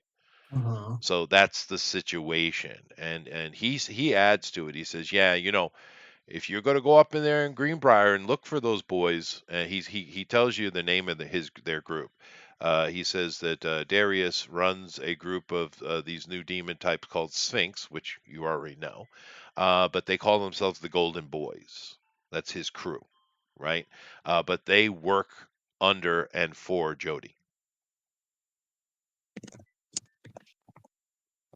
All right. So basically, what you're saying, Chester, is I have to persuade a Cthulhu god to uh to give me back something. Yes, Okay, I'm just making sure that's what we were doing. All right, glad that's we're on the good to same know. page here. Yeah. Yeah, it's good. It's good. And now, um. he Okay. suggests you find someone who knows the area that could be a liaison to you. Tactus, he knows probably more about Jody. You know simply by reading. You don't know Jody by person. And he agrees with Diego. Now Diego is being quite helpful here. He's not being troublesome. His bodyguards, I mean, his bouncers were kind of noisy, but he's not being. He gets it, and he's not comfortable with the situation either. But he didn't really have much choice in the matter. But Darius doesn't really know the city well, especially your side of it, the legal operations of it. His interactions are less. However, he agrees you really should find someone who could be a point of contact for Jody. Uh, do you happen to have any suggestions before we go doing a bit of a search? Who are you talking to? Well, I'm talking to Diego because I Oh, mean he yeah. kind of knows the people in this Well, he does in live in this area. He's like, I don't know. I'd go talk to the BUA if I were you. hmm. I appreciate your help on this matter. You have a pleasant day. He nods to you, I reach and I reach into GOP's pocket, pull out one of his cards, and write something on the back of it, and hand it to Diego. he takes it. I would assume you would have cards too, Hmm. but yes, that Why? makes You sense. have all the cards. I'm No, not I from you have, have Facebook. your own cards. You're an agent. Of course, you have your own uh, cards. But that's all right. We have GOP's card, and written on the mhm. back Yeah, they got the is seventh place orchard. What would you write? Come by for what do you call it? I don't know. What do you call it? I don't know. What What trying to say Come by that for a drink at Seventh Orchard. I prob oh, well, that's what you did. so that's a business card. All right, fine. And he looks at you and he says, "Yeah, I heard some agents own that now. Guess that's you." Yeah. Live there. Well, he I says, wasn't really. "Well, let me finish." Oh, He says, yeah, "Well, thank you for the offer, but you know, your place is a bit pricey, I understand. which Well, it is." I guess. Yeah, like I said, you have a pleasant day. Uh, Make sure to put some ice on that. I point over to the guys at the. They're being pulled into the room by some other people. Yeah. All right, so you guys are standing in the neighborhood of Greenbrier. Actually, is where you are. You are near the Greenbrier, which is the name of a building, right? An apartment complex. But yeah, what are you gonna do? Well, we should go. I mean, the BUA probably would be a good Next contact. step. Yeah, I mean, it makes sense for us to talk to them if they have someone who can be a middleman in this. That would work. So we're gonna go speak to Jessica. Okay, Um, yeah, so you guys head over to the BUA, and those guys are they have better connection to the city at large than Dove does, obviously, which is kind of why you guys were made liaison, right? They're kind of hoping to get a little bit more inroads with the locals, right? Because Dove is kind of a meta agency, right? And that's kind of the hope, because the BUA, of course, is been here a long time. They're well connected. You do head over to the BUA, and you don't talk to the seneschal, but I just using this as represented here. But you guys go in, and you're asking for Jessica, and they say that she's out in the field. Would you like us to dispatch us to her, or you to her? If we could talk to her real quick, that'd be helpful. Very well. So you're at the front desk, and the BUA operates in two ways. It operates almost like a kind of government agency, but in the front of the building, it's very much like that kind of classical police precinct, and they do a lot of policing, actually, more than you guys do, really, because they deal with everything, where you guys only deal with serious threats. And they kind of pull you over to the side to get out of the way of normal traffic.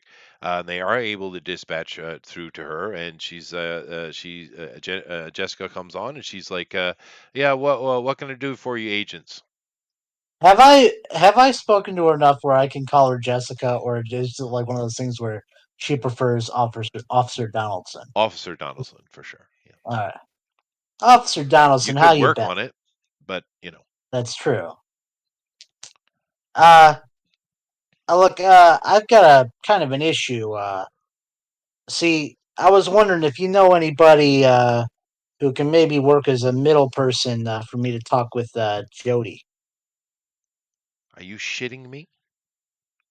Yeah, I'm not. Unfortunately, this is kind of a special thing I'm having to deal with, and I was hoping if you had if I could, you could do me a favor. The shit you agents get into.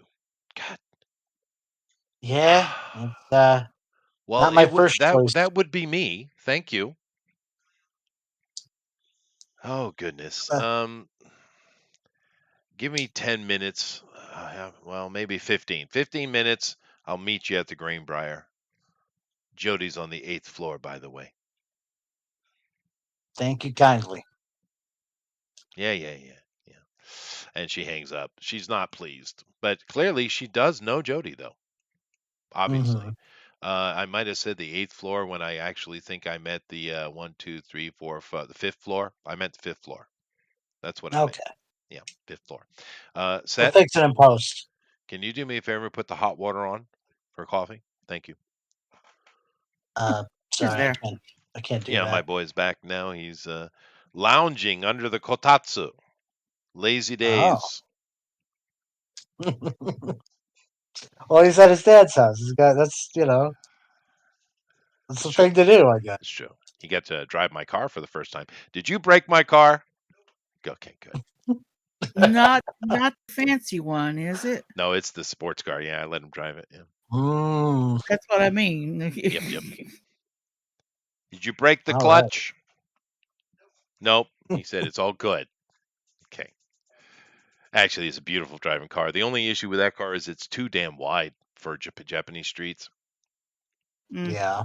Yeah, sports cars tend to be low and wide, right, for handling. But anyway, that's irrelevant. You guys, I'm assuming just go to head back over to the Greenbrier, and which you do, and you find yourself outside of this place, and it doesn't. It looks like any other brownstone in Boston. It's not well kept. It's kind of dingy, but there's plenty of that actually.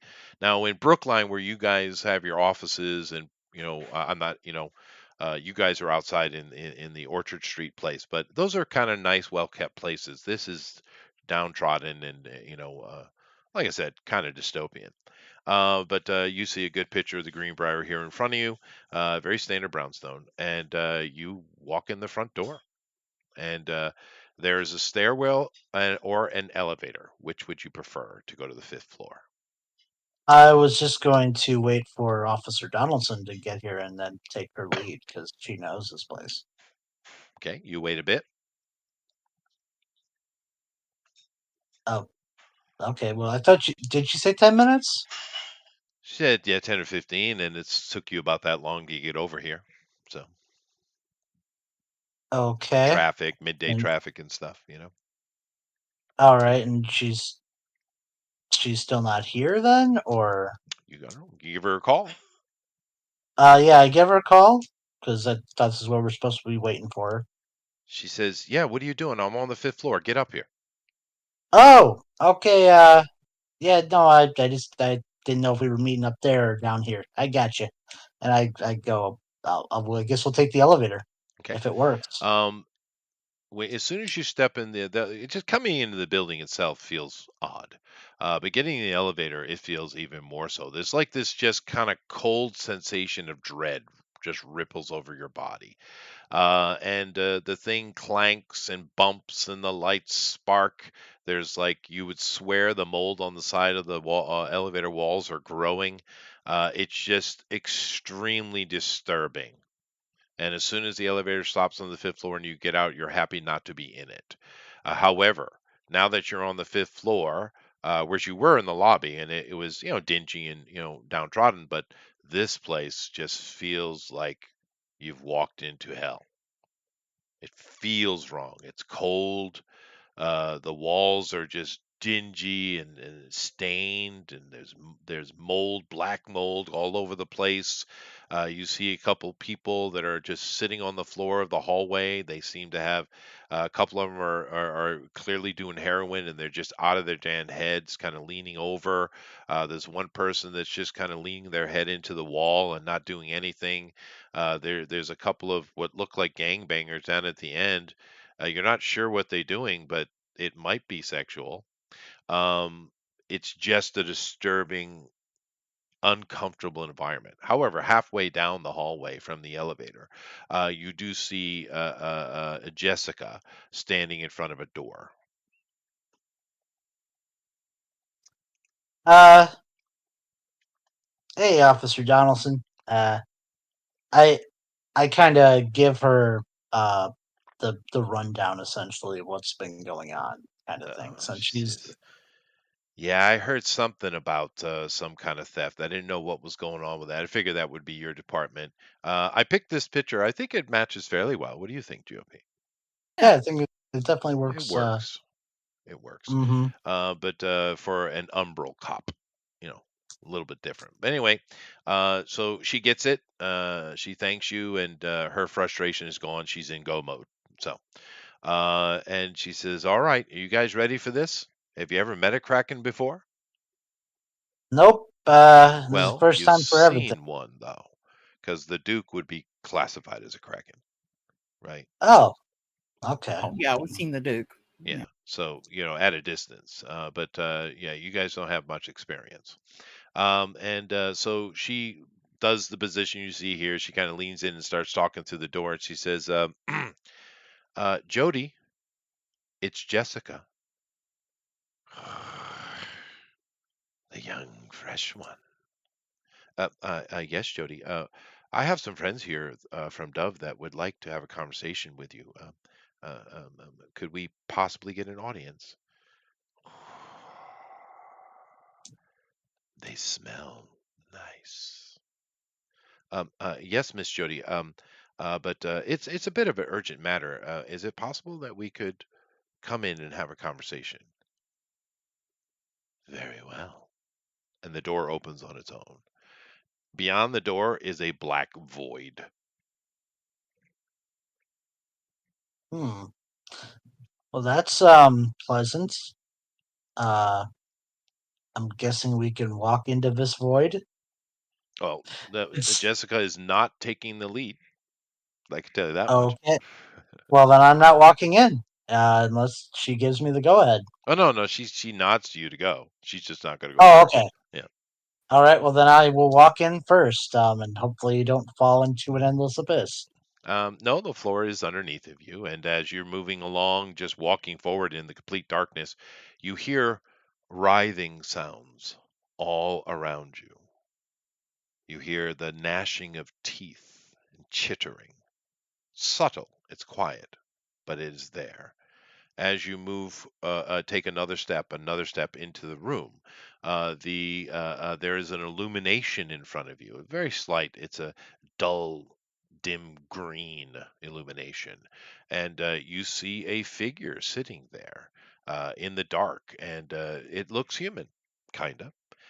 And there are tentacles coming from its back going into the darkness, and you now can place the writhing sounds. You are completely surrounded by the tentacles of this monster. It's not touching you, but it is there. This is Jody, Mm. and she She is pretty. associated to the Winter Court, by the way, which you guys you know that, which is partly of her protection. However, you are in the presence of a kraken. And she smiles, and Jessica kind of comes up and files in behind the three of you, and she looks toward who is going to speak first. Well, I guess it. Well, I mean, unless Jessica wants to Set. take the lead, but I'll take the lead if Jessica doesn't want to, because Well, if you just urge don't her, want she to will do overstep her my. job. She did get you No, in. no, no. Wash Yeah, it no. out, 1 tablespoon, and fill it. Mm, You look at Jessica. So Jessica says, "Yes, Jody, I would like to introduce Dove agents. This is Detective. What was your name? Lyons, right? hmm. This is I the. give a polite, uh, respectful bow, kind of thing. This is Max, and this is. She looks and doesn't know, and Tectus introduces himself. I am Tectus Underwood, my lady. And they have an urgent matter they would like to speak to you about.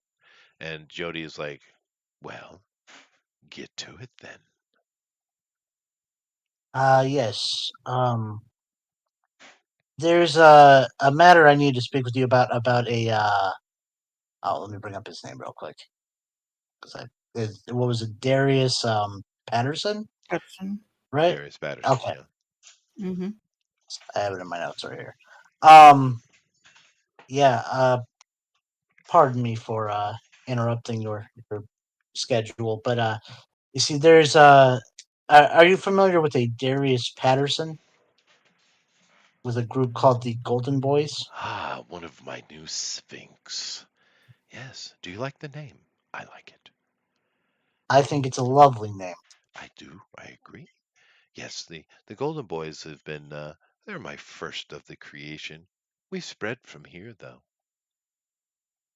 Well, it's a lot. Like I said, it's quite a fantastic, quite a great creation you have going on. Uh, I would there's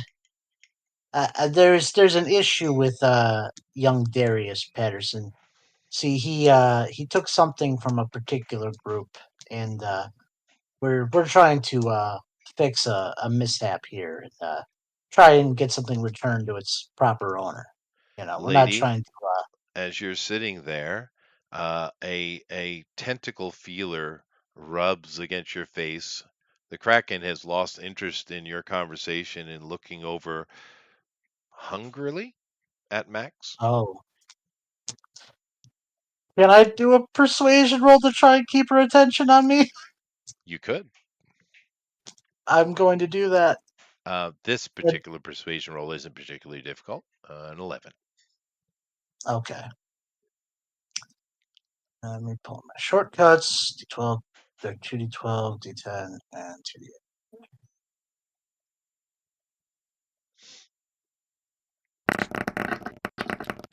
No one's. Always a 1. There is always a 1. Never fails. Yes. Well, the more Um, dice you roll. Damn, dude, I don't have any more D12s. well, I'm sorry. So if it's only 11 I have to meet, then I'm going to do that's a 12 with a D12 effect. Set. You need to put more water in that. Yes. I'm confused why the eldritch creature is talking about water, but I apologize. um, I know. I'm just. That was him talking to his son. I know. I'm just being silly. Um. So yeah, that was a 12 with the D12 effect. Okay. So a 12. Oh, you got to use that. I see what you're doing. Okay. So good enough. And she brings back over, and the tentacle disappears into the inky black lady. And she says, "Yes, yes, yes. The young boy was talking about acquiring something. Well, boys will be boys." I understand. Um. I'm simply trying to get this particular item back to its owner. Uh. Would be a No, that's correct. would, um. I would greatly appreciate any assistance that that you could provide in this matter, and if you have anything you'd like to ask me, I'm all ears. You What know, did he figuratively. take? Um, I forget what you called that particular item, but uh, I'll kind of describe like he took a particular magical item that was, and I'll explain it just because I don't think I can keep secrets from this thing. So I inform this individual of what he took. All Uh, right. And she I just forget says, what it's called. "A dimensional jumper. Hmm. He knows he's not allowed to do things like that. Well, I'll have to reprimand the boy." I understand. Uh, is there any way we could uh, get this item turned and get back to its a safe location where it originated from? Um, that'd be most helpful. Possibly. What would you pay me for this? Well, what did you have in mind? Is there anything in particular you'd like? Several tentacles are now around Max. Uh, you know, I think, and I'm trying to keep the attention on myself. Uh, you know, I think it'd be a great potential in having a friendship with the Dove Agency. I'm the new liaison, and She interrupts you and says, "Dove, they are nothing but fools." well, I would agree with you for the most part, but I'm still kind of new here. I'd like to change all that. Are you the new liaison I've heard about? The boys told me. Yes. Oh well. I hopefully all good things. Uh, smile on my face. Um, but I'm trying to make things a bit more cooperative than they've been in the past around here. Right. Get Now, what everyone on the same page. what you're going to have to do is you're going to have to make a pretty serious persuasion roll. And if you succeed in that, you're going to have some manner of payment for this thing. Do I have any idea what this thing would want as a payment? Like, Food. because I don't. Oh, so like a person Hmm. essentially. Um. Well, you know what we have. I mean, doesn't Dove have, or well, just the whole Umbral stuff? There are like allowances on people, because certain certain demons have to feed Oh, sure. in particular Absolutely. ways. This particular thing isn't licensed, but who's going to tell it that? But you could try to acquire some criminal. Okay. Uh, yeah. No. Okay. That's fine. I'll make a deal with this creature because I mean this is kind of where I'm stuck with. But I'm sure there is, like we were talking about before, is like certain things that You could probably acquire ways. when you have to call into dispatch and stuff like that, and they will Mhm. sentence someone to death. You know, some criminal. Yeah, that sounds It really is the world you disturbing, but live in. Yeah. this is yeah. So okay, well now I know I can do that. So um yeah. All right, I'm gonna try and do my persuasion roll then Okay. Well, to first, Max should make a call and check on that though. Lady. Are my arms free? Oh no, it's not. Are my It's not. It's just they're just around you in the air. Oh, okay. You know, they're All not. right. You're Yeah. not enveloped. No. Making the call. And you get the dispatcher, of course. You're talking to what was her name? Jessie. Jessica. Jessie, right? Mm-hmm. mhm. I think that's her Jesse. name. Yeah, Jessie. Yes. And Jessie picks up and she says, "Oh, hi, Max." Completely oblivious Jesse, to my the dear. ridiculous tense situation you're in. Jesse, my dear girl. I'm still new at this whole thing, but is there any way we can get a living, breathing body of a sacrifice? Sacrifice. And Says- well, it says it with you. Yeah, yeah. It says it. This time its mouth doesn't move, but you hear it. yeah. And she's like, oh my. Let me patch you into Lady Ninma. She would handle that. All Okay. right. So you are patched over, and Lady Ninma says, "Yes, Max. You need a body. Hey, living, breathing would be preferred.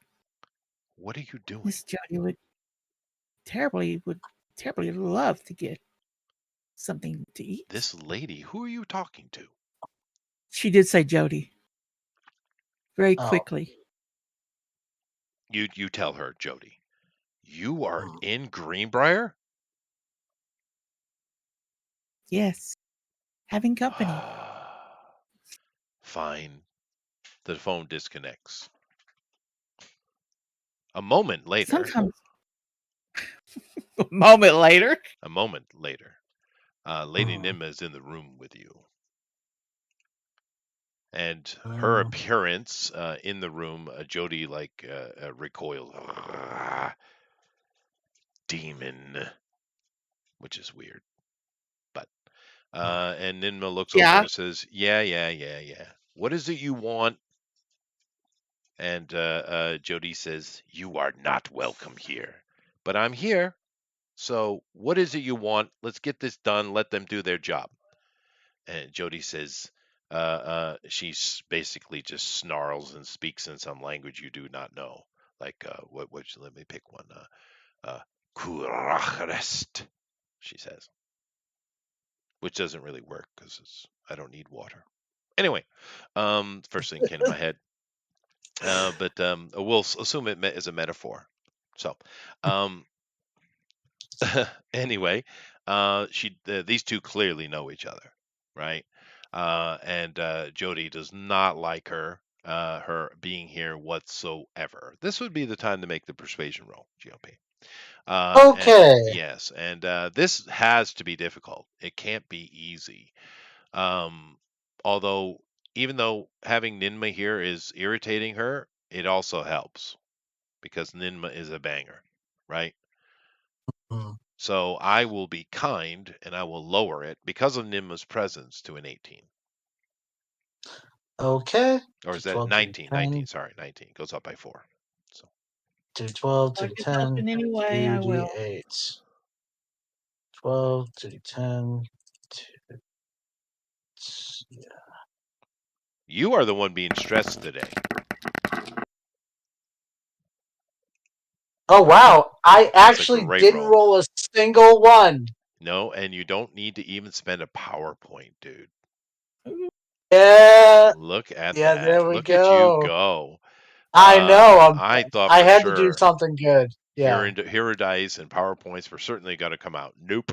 That is a success with a D12 kicker. Yeah. All right. Hmm. So go ahead, sir. I can see there's some history here, but we're genuinely trying to make the situation better here, you know.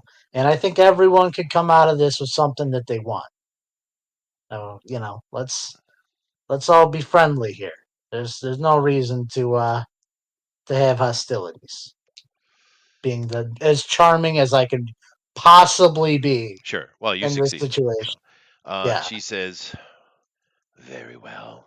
The boy has broken the rules anyway. Give me my payment, and you may take him." Okay. Did Ninma uh scowls. She's not pleased with the situation, but she does open a portal because she's an Umbral Walker, right? And she brings out some guy that looks like he's been under questioning for months, mm, and she says, "You can have this," and the tentacles just take it, and it disappears into the darkness. Then you hear her voice, but it's her voice is speaking in such a way that it's reverberating throughout the entire building. And she mhm. says, "Boys, boys, boys, you've broken the rules. Now you'll have to deal with the agents." I would run. The room goes completely black. The only light behind you is the open door. Okay, well, I do another little polite bow in the direction where she was, hmm and I guess we walk out because Ninma yeah. ports out. You guys walk out, and as you're walking out, you hear munching sounds and feeble cries as you head into the Well, hallway. The door slams behind you. So somewhere in this building are the Golden Boys, and they just been alerted, so they probably are on the move, more than likely.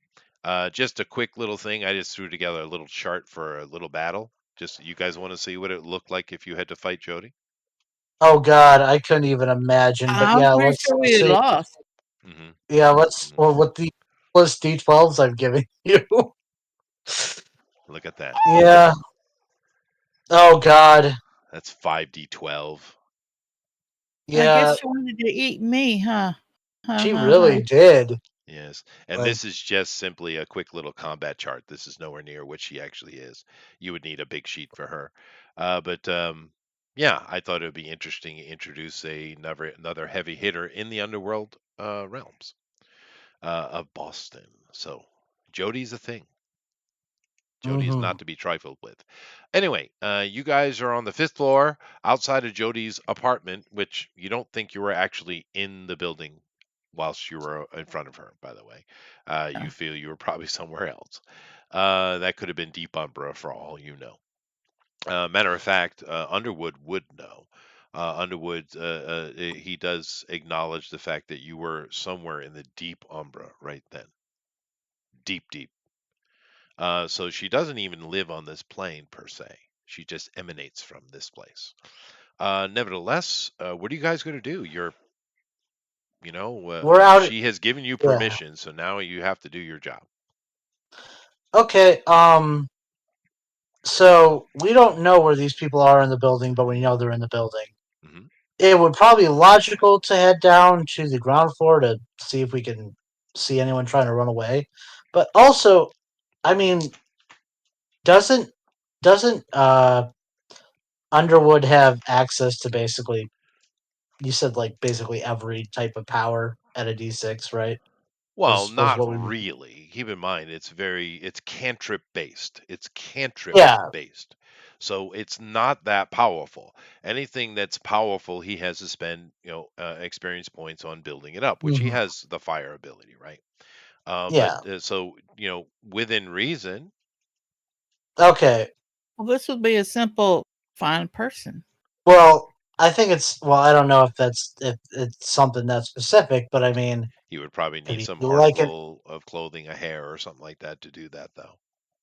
X-ray vision, on the building to see if he can see anyone trying to like Yeah, got the flee, bar. or super senses to like if he can hear people running and like determine That where he they are. could do. That he could do. A super sense for hearing.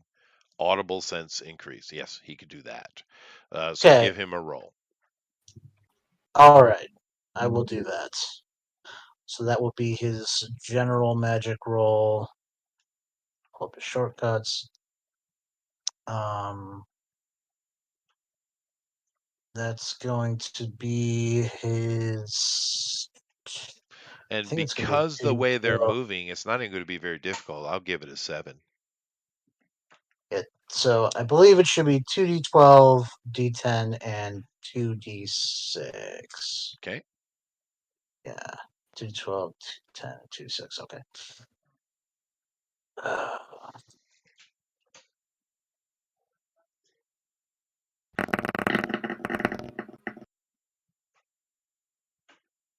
Okay. 16 with a d12 effect. All right, no problem. That would actually give him a dice. So put Yep. a d6 hero dice on that character, please. He does his thing. He casts his spell and he listens very clearly. He looks up. He says, "The roof. There's a fire escape very close to you." All right, let's go. Let's go ahead in the direction of where he's telling us. So Okay. we'll follow his You lead. guys head to the stairs following Underwood. You guys climb up to the roof. Of course, it's not locked in this part of the Boston anyway.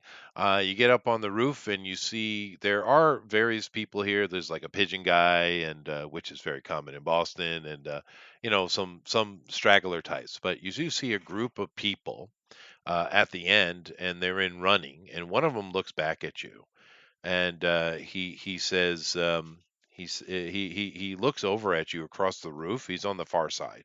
You guys are on the, we'll say you're on the west side. He's on the east side of the building, and you see him, and he looks over at you, and he says, "Good luck." And he looks at his boys, and he says something you can't hear because he had to speak quite loudly. All of these guys parkour off of this building onto the next. Okay. Well, Tower's character can fly, right? Why would he be able to fly? Oh, I didn't know if that's like considered because it's like a basic thing on the power list. Oh, no, no, It's no. I not. mean, you're talking about the cantrip stuff. His general D6. He probably he'd get away with like pulling off a levitate, I would think. But fly, no, he would have to Okay. buy that. Yeah.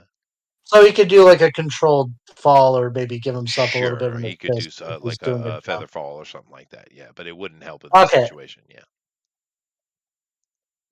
Well, I mean, he's jumping across roofs. I mean, I guess we can try and follow him as best we can. This is going to be a fun scene, where we're just running and trying to keep up, Right. but Get like to they're the edge, they're grab being. a hold of the one that turned around with us and says, "Good luck," by my kinesis. Okay. What do you want to try to do? Pull him back. What kind of range you got? Line of sight. Okay. Go ahead. Okay.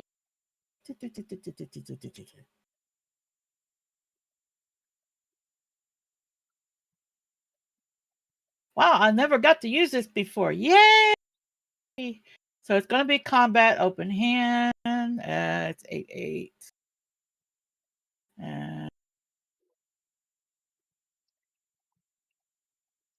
the kinesis. I don't have a deal on that. Why don't I have a deal on that? It definitely has an ability to die. It most certainly has a die, probably a D6. If it's a pulling action, could Underwood assist her or no? In this particular instance.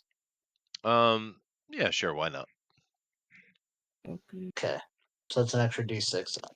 Help you. So 8. Another 8. Okay. 6. There we go. No ones. That's good. That's actually really Yay. good. Okay. Let's see. And let me make his roll real quick. So that would be a D10 That would be another D10, and in this case, a D8. So let me make the roll.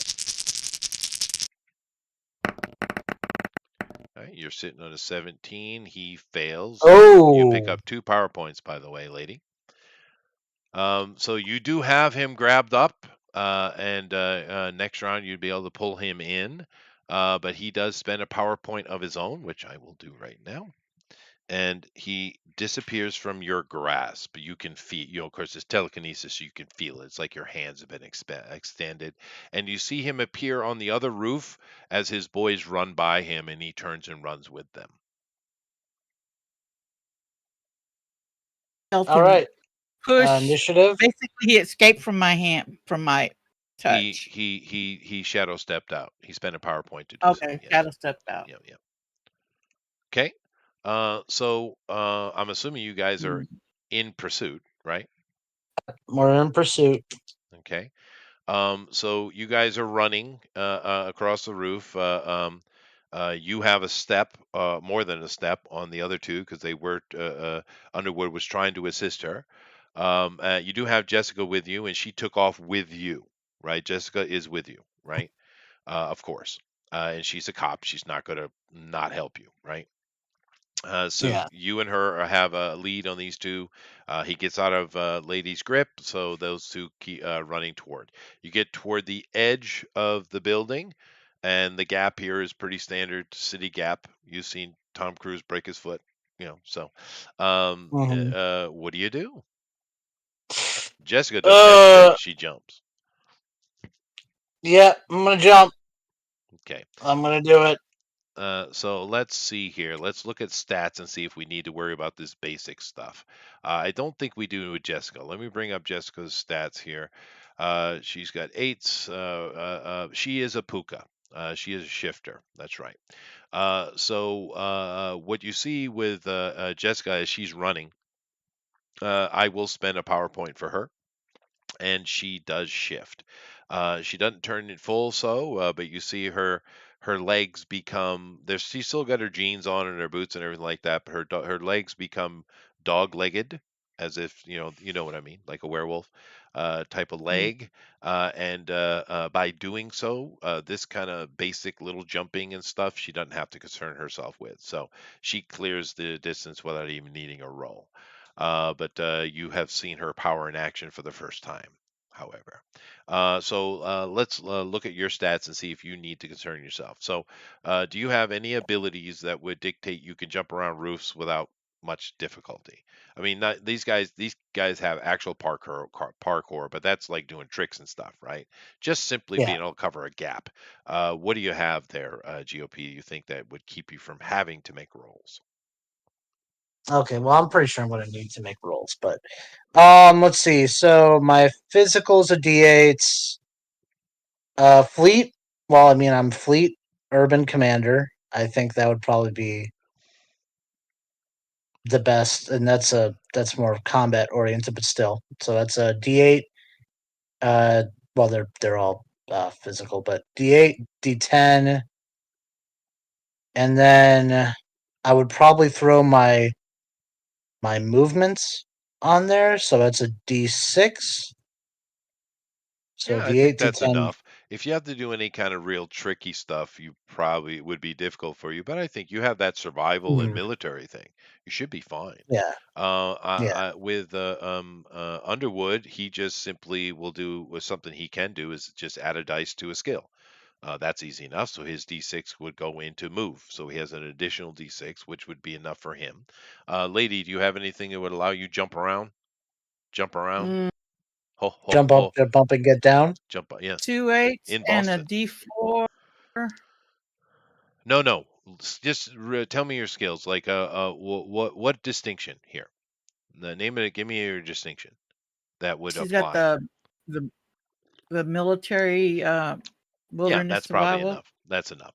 If I'm sure I'll make you make have you make a roll or two, but for right now, just be able to cover that gap. You guys all have the training to do that. So good enough. So everyone clears the gap to the next building, and you're following after these guys got a building length on you, and they are moving.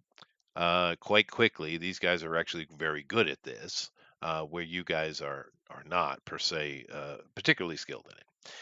But you're trying to gain on them. So Jessica's starting to outpace you though, because she does have animal legs going on right now, so she's a little faster than you. Underwood is boosting his skill magically. Lady is just relying on training. And GOP will start with you. What do you want to do to try to close this gap? I mean, how are you going to catch these guys? They're really good at what they're doing. Oh, I could take a shot, but that might. Well, You do have the range. yeah, I do. I could take a shot on him. Uh, at the very least, I mean, maybe if I can catch him as he's like in the middle of a movement, I might be able to get him to stumble and slow down. Sure. Because I probably I can't kill him in one shot, but I can definitely if I can hit him, then I could at the very least get him to stop moving for a second and allow Right. Jessica a chance to catch up. So that's Well, what I'm no, gonna do. Jessica's ahead of you. Oh, I see. I see what you mean. Okay. Okay. No, catch up to Yeah. No, I him. get it. I get it. All right. So, you can certainly make that roll, but you are moving, and it is at a distance. So he's going to get an Mhm. additional dice on his defense. However, that doesn't mean you can't make your roll. So go ahead. Makes sense. Okay. All right. So let's see. Bring up my shortcuts. D10, 2d8, 2d6. 10, 2d8, 2d6. And I shall. Yeah. Okay. I shall roll. Okay. Oh, look, there's a 1. What a shock. Shocking. Well, um, I probably want to re-roll that 1, honestly. Okay. Just because this is the end of the whole. Well, this is the end of the night anyway. So, It is. all right, I'll re-roll that 1. Or actually, it'd probably make more sense. Well, no. I will re-roll the 1 because I'm trying to do as much damage on him for now, but not kill him, obviously. So, D8. That's oh my god! It was a Yes. 6, and Yes. then it just tipped Yes. over. Oh my god! Justice, sir. But that's all Oh right. my We god! still Yeah. have an 11, right? With a D8 Mm-hmm. kicker. So let me make the roll. This guy isn't like outrageously powerful, right? I do get 2 10s and an 8-sider, however, in this for this roll. So And you got to beat an 11. I have to get a 12, right? Oh, And I do. that'll definitely I do do. it. I do. I don't even need to use my mountain of dice. And I can Shot flies out. I can either drop it, right, or it go or contest it. Yep. You most certainly can do Okay. that. Yep. Well, I'm gonna have to contest it because that's the only thing that makes sense in this moment. So, Okay. um, all right. What's that dice again? D10, 2d8, 2d6. They're all Okay. sitting right here. Just re-roll it. Yeah. Well, at That's least better. that's better. It's 14. Do you want to spend any 14. hero dice or power points to add dice or do anything? Well, you can do the hero dice Uh, later, but do you want to spend any power points to like add that 4 in or anything like that? I think I'm out of PowerPoints right now Oh, until you are. Wow. till Okay, you get a 14. 1. All right. Well, let Yeah. me make my I didn't have roll. a lot on me. Oh, yep. Yeah, Oh I beat it. man, I beat it. Yeah. I missed. All right, whatever. Okay, We're lady. gonna keep going. They are at a Yes. distance. You see GOP trying to wing them, wing Patterson. You're assuming it's Patterson. He's the one who turned around and looked at you. The other guys are garbed up. I have a picture if you want to see of the other ones. But he definitely looks different than the other two. Then Well, he at okay, least presented himself to you. These other guys are. This is what they look like, the Golden Boys. all right, okay. So Try he snagging can him shoot again. better than I can. What I want to do is at least try to trap him. Trip him. with my Sure. kinetics. Go ahead. It'd be different. No, Be something you different should anyway. use these powers. You have them. Line of sight, that's ridiculous. You should be using that all the time. Oh. Oh. Wow. Yeah. All right, that's a banger. 18 with the That's an 18 8. as it stands. I can technically beat it. You could spend a PowerPoint to draw. I don't know if you want to. I have to roll perfectly to beat it. Do you want to spend a PowerPoint or just hold off and maybe have to use a hero dice? I would just hold off. I would. Just hold off, yeah. Yeah, I think As long as you have the hero. because I have to roll a 10 and an 8, and I don't. You get another PowerPoint, lady. I fail the roll, and you were able to trip him mid hop. He was bouncing off a air conditioning unit to get to the ledge and then go to the next building because they're already on to that. And you do trip him, and down he goes. He lets out a call, and his boys stop, and you Does guys he keep. break anything when he falls? No, of course not. But Damn. you guys are moving toward him and continuing, and he gets back on his feet. His boys stop, and he says something to them. He's talking to them. He continues running. They turn around and stand in the middle of the rooftop. Oh, they're stupid. Okay.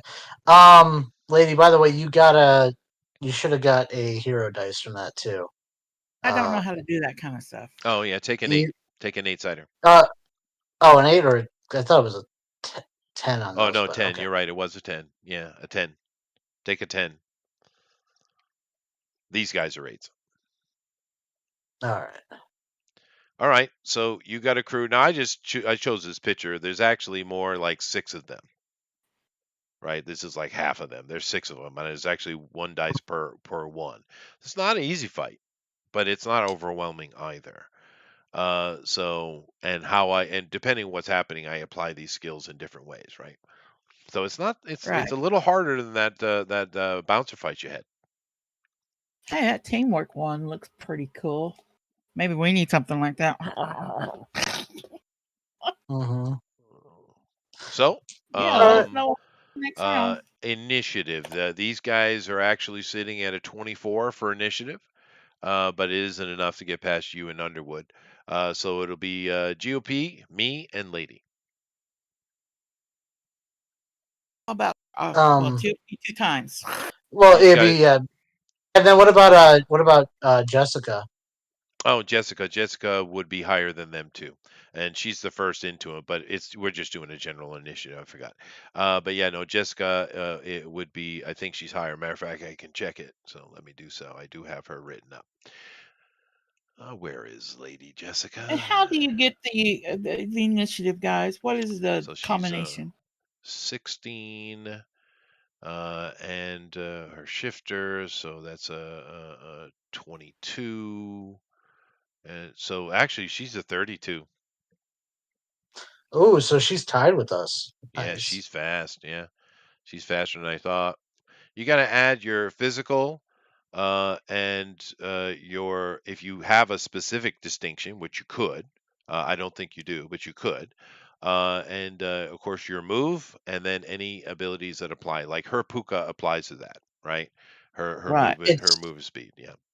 it's Okay. your mental and physical combined of your abilities. All right. Right. And Yeah. if you have any distinctions that apply, that has to do with like your quickness, Hmm. then you add that distinction dice, and then you can also, if you've upgraded it, you can add your movements because that'll help with that. Yeah. But that's So basically, if you look at the screen here, I'm showing Lady. She has an 8 in physical and 8 in mental, so that's a 16. Right. Her puka adds to this thing particularly. It doesn't add to everything, but in this case, it certainly does. So that brings us up to a 26, and then she has brawl, which is about brawling. So that would be added. So that's a 32. That's how it all works. right. Yeah. I didn't know your fighting skill could be added to that. It's, Well, I might- because specifically she has a brawl, and keep in mind this is just a cheat sheet for me. just to apply, she is that would be a specialization, right? Okay. All right, that's good to know Some for kind the of martial future. art or But yeah. I didn't give her a Um. real sheet. I gave her one of my NPC cheat sheets, just for me to quickly collect dice, right? Okay. But Um. she would have what is it? Fight, or what is it called? Um. Fighting, I think, is or fight. Yeah, it's Yeah, fight. fight. I think it's Uh, called fight, and then she has an actual mastered uh, um, uh, uh, specialty of brawl. So hmm. okay. All right. Anyway, Um. so it will be you, Underwood, and then Jessica, and then these kids, and then Lady. So go ahead, GOP. Okay, I'm gonna take my shot. So All right, so you're running D10. up to these guys in combat. They're all kind of ready, and you fire off into them. So go ahead. Hmm. So D10, 2D8, 2D6. Okay.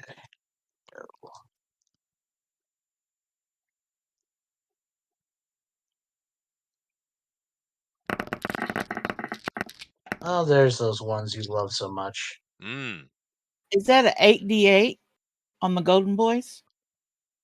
No, it depends on the situation. So they have 68 for themselves, and then Okay, in like 60. it depends on if we're dodging or if it depends. They don't, not everything gets applied, right? Okay. So in their defense, they're going to have the 68 plus they would have, so it'd be 78, and a D6 on on the initial And rolls. Yeah. they have armor or no? No. Okay. Um. All right. Well, that's a 10 with a D8 effect. Okay. Well, I'm probably gonna end up contesting this because that's horrible. Yeah. But So let me just make my roll. So these guys have those 66. So they're minions are more difficult round one than they necessarily are after. This is a mm, defense thing, so they would get the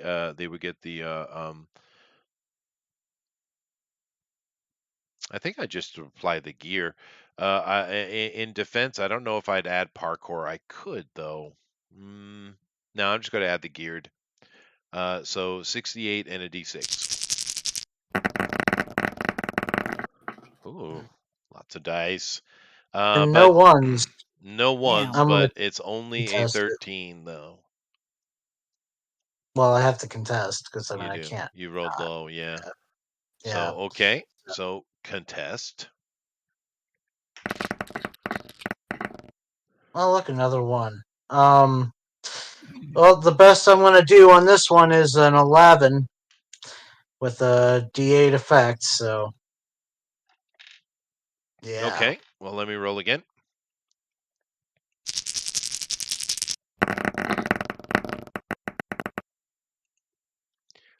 They win. They do. So I do not do anything. Okay. Well, the Now it's first until you start chinking at these guys, they're going to be rough. mhm. Yeah. Underwood. All right, Underwood's gonna go. He's got I just made an 3d12. executive decision, by the way. If he does spend that Mhm. PowerPoint for his AO or his two PowerPoints for that AOE effect, I will in dealing with minions, let's just up the damage by one die, one step. Okay. All right, that works I then. think that makes Well sense. then he'll spend the extra point.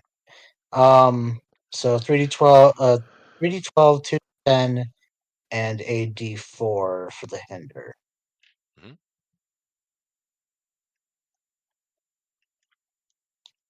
No, Fly Fox Pro. This is not Halo 2. And I don't know how long ago he posted. I hadn't been watching the channel. Halo 2? What? What about Halo I 2? have no clue. Fly Fox Pro posted, "Is this the new Halo 2 game?" Question mark. But I don't New know how Halo long ago 2. that happened. I Uh will say yes. Okay, I can't beat your roll uh anyway. So I don't. You do get a PowerPoint though, GOP. okay. You don't get a hero dice though. I did at least got close, but I do fail. So we're down a dice. All right, for Underwood did that. And yeah, once again, it Oh, doesn't he matter beat because we're losing dice. Okay, he'd be down 2 dice because So I let's. used Well, that's fireball. not what I meant, but that's what should I Oh, do yeah, then? yeah. Oh, okay. Yeah, no, I think that is what I should do because there are 2 power points being spent in that. Yeah, no, yeah, okay, we'll do that. It doubles the damage. We'll say it doubles the damage. So write that down against minions. So we're down 2 8-siders. Okay. Now, now we're on to Jessica. Jessica looks back at you and she says, because you guys are running, you're still moving, right? Coming into Mhm. combat with these golden boys here. She says, "You got this, right?" I mean, if you want to help, if you don't, I mean, it's up to you. She's looking In other words, toward the boss, dude. Oh, my He's bad. I she's didn't going still know for the that. boss. moving, We dude. get these guys. Yeah, he's still moving. Oh, okay, yeah, no, that's fine. I understand. She can go after him. Yeah. She leaps and jumps entirely over the combat and lands on the other side and does another leap onto the next building where he is running. So she's in pursuit. Okay. So she does that. Then it's my turn. The lady's not even up here yet. You and Sorry. Underwood are one. Well, no, that's good for you. You two are running in. So I'll do 1, 2, 3. You 4, 5, 6. Underwood. Okay. All Did I right. get it back first time? Underwood. Underwood. So these guys, as you enter into combat, they kind of go into their thing, and a few of them split off for each of you because Lady is kind of just she'll come in at the end, and they're going to. Well, actually, I got enough of them to do both. Why would I do that? Yeah, what am I doing? I won't do that. I'll just split it up. I am down 1 though. I did lose a dice, didn't I? 2. So I'll give him the heavier. So I'll do 3, 4, 5. So I got 5d8 on him and 48 on you. I'll do like that. He lost 2 dice Oh, from that's the right. fire. No, you're right. You're right. You're right. So it's 4 each. Okay. All right. Here we go. This is against Underwood. I rolled an 8. Okay. Let's see. I'm gonna pull up my shortcuts and he'll put up his telekinetic shield, which was his other power that he had. So that will put him at 48. Uh, yeah, 48 Okay. is what he's gonna roll. So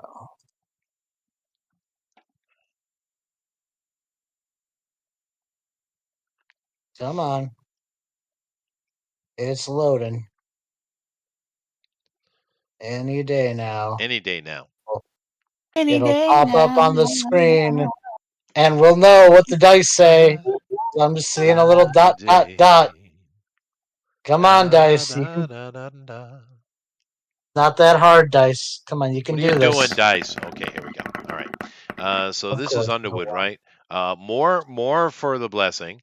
So he probably But wants to re-roll that, I would assume. he's But he's let me. still got it.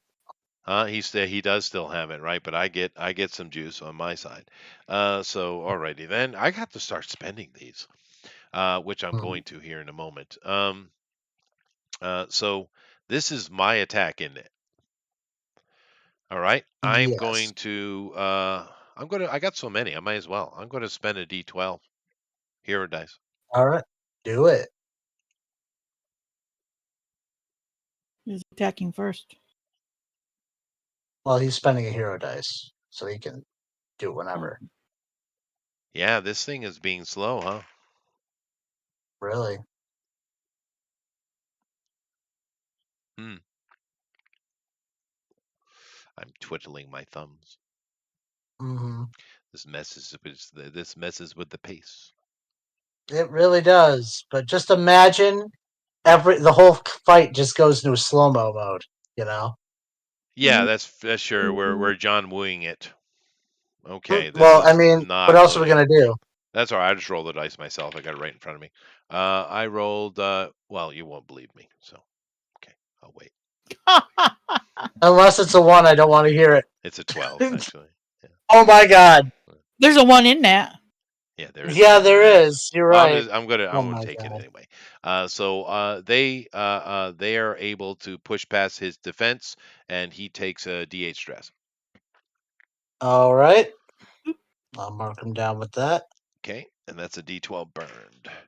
Wow, that thing is really just no. It's like no. I'm not. I'm not doing it. Let me see if I can Dang, punch through that so and just roll again. Now they're both refresh. no. Not Oh doing it. wait. Oh well, the one just went away. So I'm like, I have them both still stuck on my screen. I have no idea. You know what? I can do like I'm gonna this. refresh my That's what screen. I'm doing. Yeah, I'm refreshing, and it says connected. Sweet. So let me try and just roll a die randomly. all right, let's try this again. Why? Why are you hating me? I don't know. Maybe it's just it knows you're gonna roll another 12. It's like, All no, right, I that's can't do fine. that. Just use your own dice. Just use your own dice. Let's move on. All right, and the other one coming at you is the same, but it's yeah, it's the Y'all same didn't 48. see, I rolled a 4. Yeah, that I'm glad you could, but I'm not rolling it. I don't know what's I'm going on. sorry. You want me to roll I for get you? no, that's okay. I need to find another dice solution, I guess. But anyway, Wait. Oh, we got dice. The let me D12 check. was a 9. I just rolled it to see if it would work. Let me re-roll it, see if it's Oh, working. oh no. Oh yeah. That's weird. It's just not working. It's okay. Just use your own dice. I just rolled for my attack against you. You get a PowerPoint, and or you can put a complication, of course. And it's not hard to defend a 9. And Okay. you know what? No PowerPoint for you. I spent a PowerPoint myself, 2 actually, and I'm going to re-roll Okay. that 8. And good. So that makes it an 11. No PowerPoint for you. All right. 11. Their attack against Okay. you. Against me or against oh no, This is against against me. you. This is against you. Yeah. All right. So I will pull up my defense. D10, 2D8, and a D6. Okay. D10, 2D8, D6.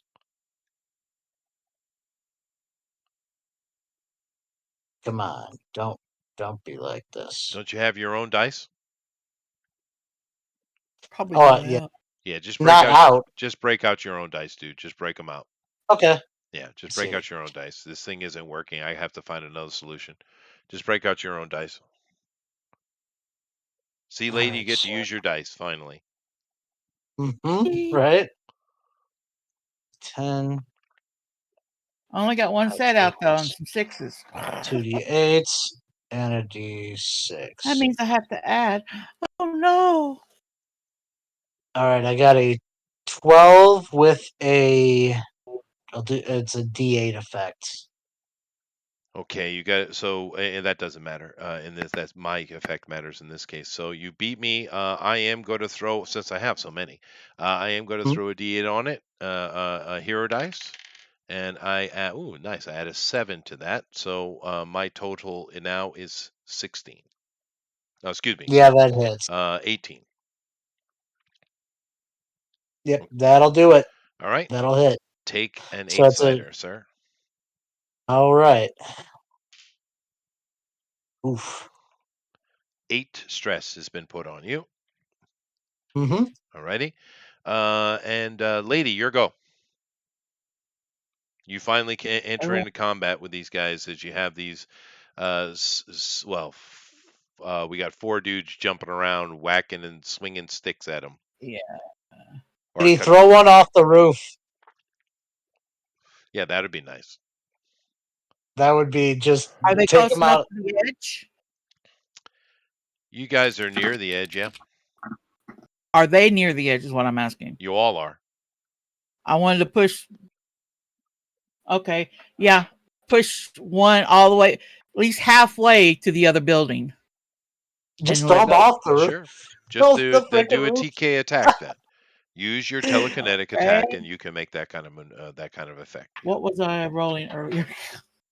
Now I'm all Uh, confused. Because the thing is, you 8, should be using your TK all the time, lady. It is your banger ability, you know. 8. Because I what? just You get one PowerPoint or one 8-sided because I rolled a 1 Okay. on one of them. 8, 9, 10, 11, 12, 20. oh my god, Tower. That's a 20 on my 8-siders, Only and 3 then hours late. Hey, Tower. He 7. called us. We were at Roadhouse. Oh my god. I was like, oh man, I tried messaging you 27 earlier. to push him off. Okay, make your Sorry. roll, lady. Come on now. That's what I said. The 27 to push him off. Oh my god, How really? did you get a 27? You're only taking I 2 had dice and a adding them 3. together. 2 dice Well, get added together, what? lady. Oh, She okay. might 2 dice. she might have added. I had mean, okay, 16 then. Okay, 16. Now you can We're spend a gonna go to 8, PowerPoint to add 2. other dice in. You can do that. But Yeah, because I rolled a 7 on a 10, 12-sider. yeah, but No, the thing 10-sider. is, so we have a 16. Now, do you want to spend any PowerPoints to add other dice to make the total higher? Yeah. I rolled a 7 on a 10-sider, so that makes it. Lady, that's not what I'm asking you. This is not what I'm asking you. Okay. Yes, I'm gonna spend a PowerPoint Okay. to add So another die. so we have a 16. So take one of the other high dice and add that number to the 16 and give me a new total.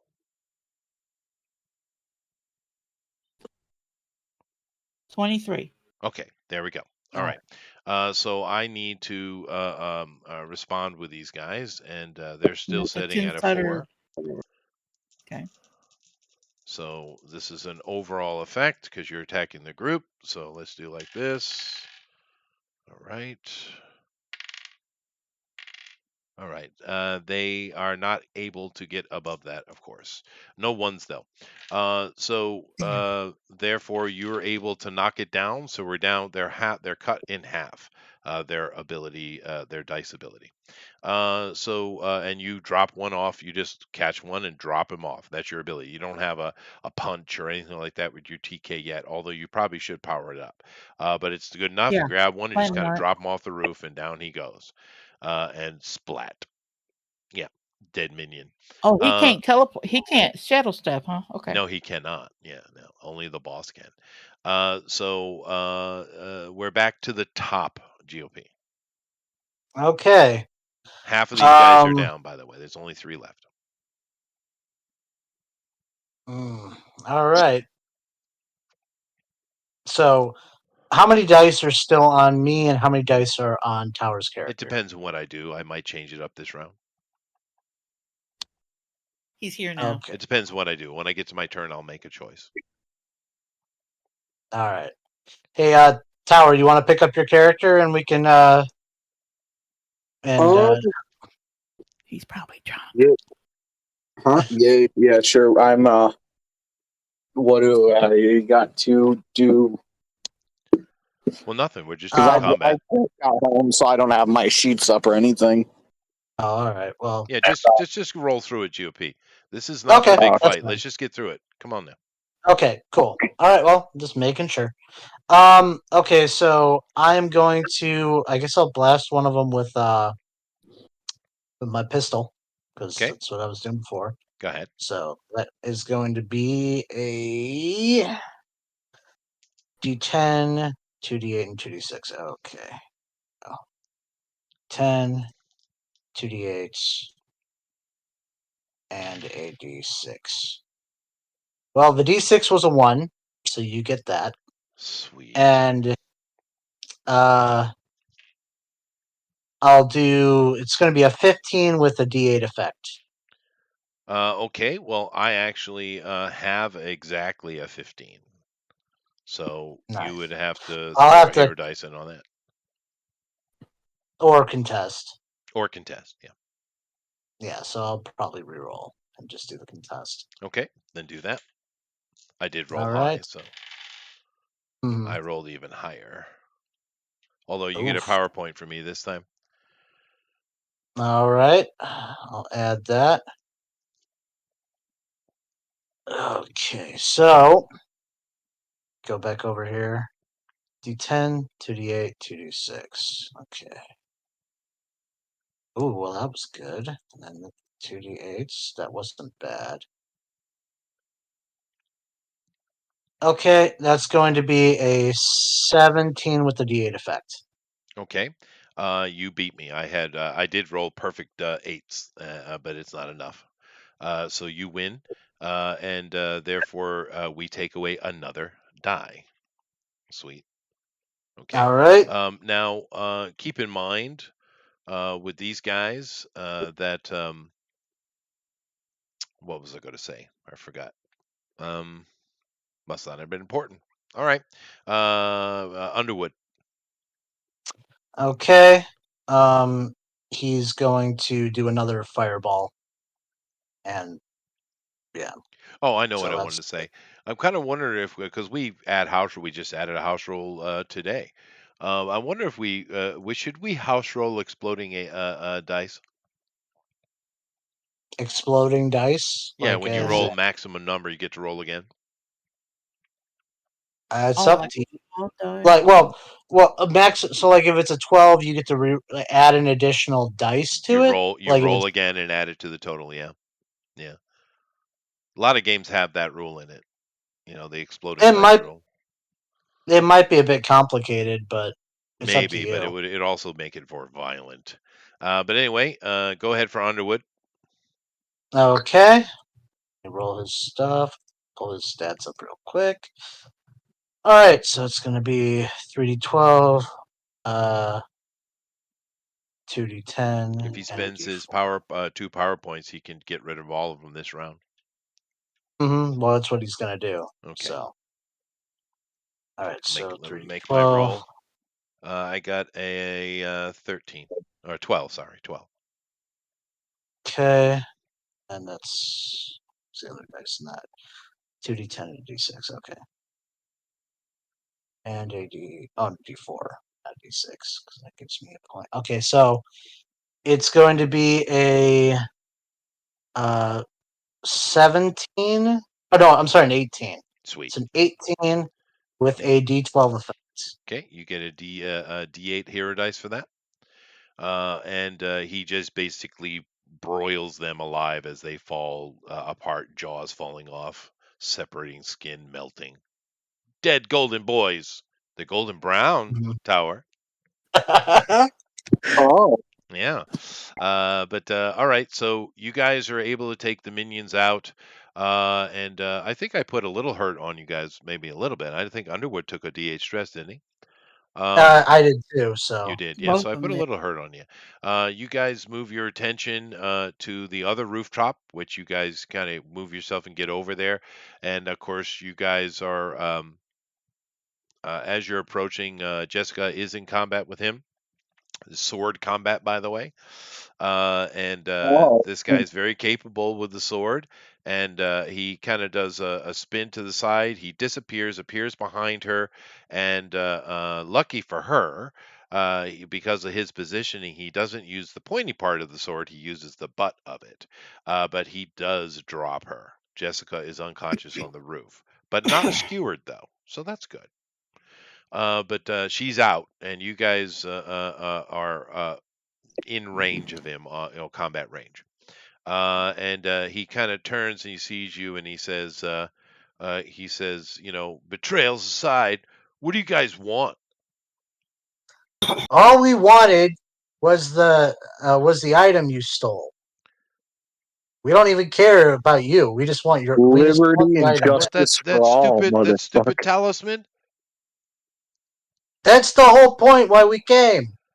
Well, I don't know what you're here for. I mean, that was a pain in the ass anyway. I just did what was asked. I had to sleep with some old hag. Hey, that old hag's my mother. No, she's really not. No, you don't want to claim that. You don't want to claim that. Yeah, No, you really, you really really don't. don't. You really don't. Yeah. He's like, I don't have it anyway. You Well, killed my where is it? boys.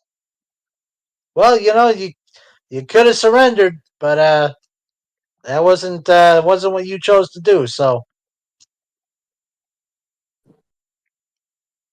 You see he's in a fight or flight stance. You're not sure what he's going to do. He doesn't say What anything do further do? though. But he did just say he doesn't have it anyway. Who does have it? The buyer, Who's the buyer? some old like librarian dude.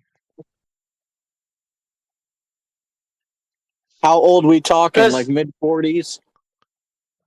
does Shaw, this does Go ahead. can you describe? Yeah, sorry. Can you describe this guy? Yeah, he's the fence that Diego uses. Sebastian Stone. Oh my God, that son of a look! You answer. You come with us. Answer questions. We're not going to book you. We just want to get information. Make sure you don't have it on you, and then Screw you're free that. to go. Screw you. Cloud of black. Ugh. And we don't know where he went. I'm guessing. You could look around. Last time he did it, his range didn't seem to be that far. Yeah. Okay. Well. You don't Yeah. see him on Well. the rooftops though. Okay. Did he seem like he was telling the truth? Like from what I'm pretty good at reading people, even if he's He's a dumb got his kid, face covered. not really old enough or smart enough to be a good liar, really.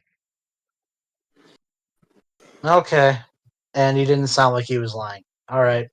Now, Underwood and is dealing with Jessica. Oh no, sorry, Lady would be dealing with Jessica. No, I don't know who would be I dealing would with be Jessica. dealing. I think it would be I you. would be dealing with it. Yeah. So you're dealing with Jessica, seeing if she's okay. Underwood runs to the side and starts looking around the building, and he's scanning, and he says, "I think he maybe went this way." And then Underwood is using his ability. He's like, "Oh, he just did it again." Yeah. Now it seems like we've been played. This whole thing goes back to Stone or Sebastian. You said his last name was Stone, right? Yep, Sebastian Stone. Yeah, I was thinking Sebastian Shaw. Whatever for some reason. Well, it's Yeah, not quite an analog, but okay. And I didn't look at all Stone was these dice I playing. didn't even get to use. Damn it! I should have been Hmm? more brutal. Well, he probably saw what we did to his friends, and he was like, he Oh might shit! he might have taken Yeah, hits there was too, like in that yeah. fight He probably with did. Jessica. Yeah. And these So guys aren't super powerful anyway, right? uh, There's let's go should ahead. be a morale check too. Anyway, right? Well, Let's that's why he split, lady. He's outnumbered and outgunned. Although he does have a gun named Lila. let's take let's make sure Jessica's okay. We'll Yeah, get her Yeah. up and she's Contacting. bruised and stuff. She's been KO'd, but she doesn't have any permanent damage. mm-hmm. Oh, Okay. let, We are let's get her. investigators. We now have a clue that leads to Shaw. We get the reinforcement people to go in there and get him. Sure. We Okay. should have to do it. No, makes sense. So you make a call, lady, and you tell them what's going on. Of course, they're waiting for your calls in regards to this situation. Yeah. And they say we'll send someone right out. You guys are help, on your side. I'm sure you get Jessica up and help her back to the car and take her where you want to take her. Yeah, Make sure she's taken care of. So you're gonna take her back to the BUA, or you're gonna take her back to your place? let's take her back to the BUA. Okay. We'll make sure Give yeah. her a choice. We should probably stop at Diner Express and make sure she's well fed. Yeah. Well, we already I, did that today. You missed it. You missed mm-hmm. it. We already had tacos, fish tacos, by the way.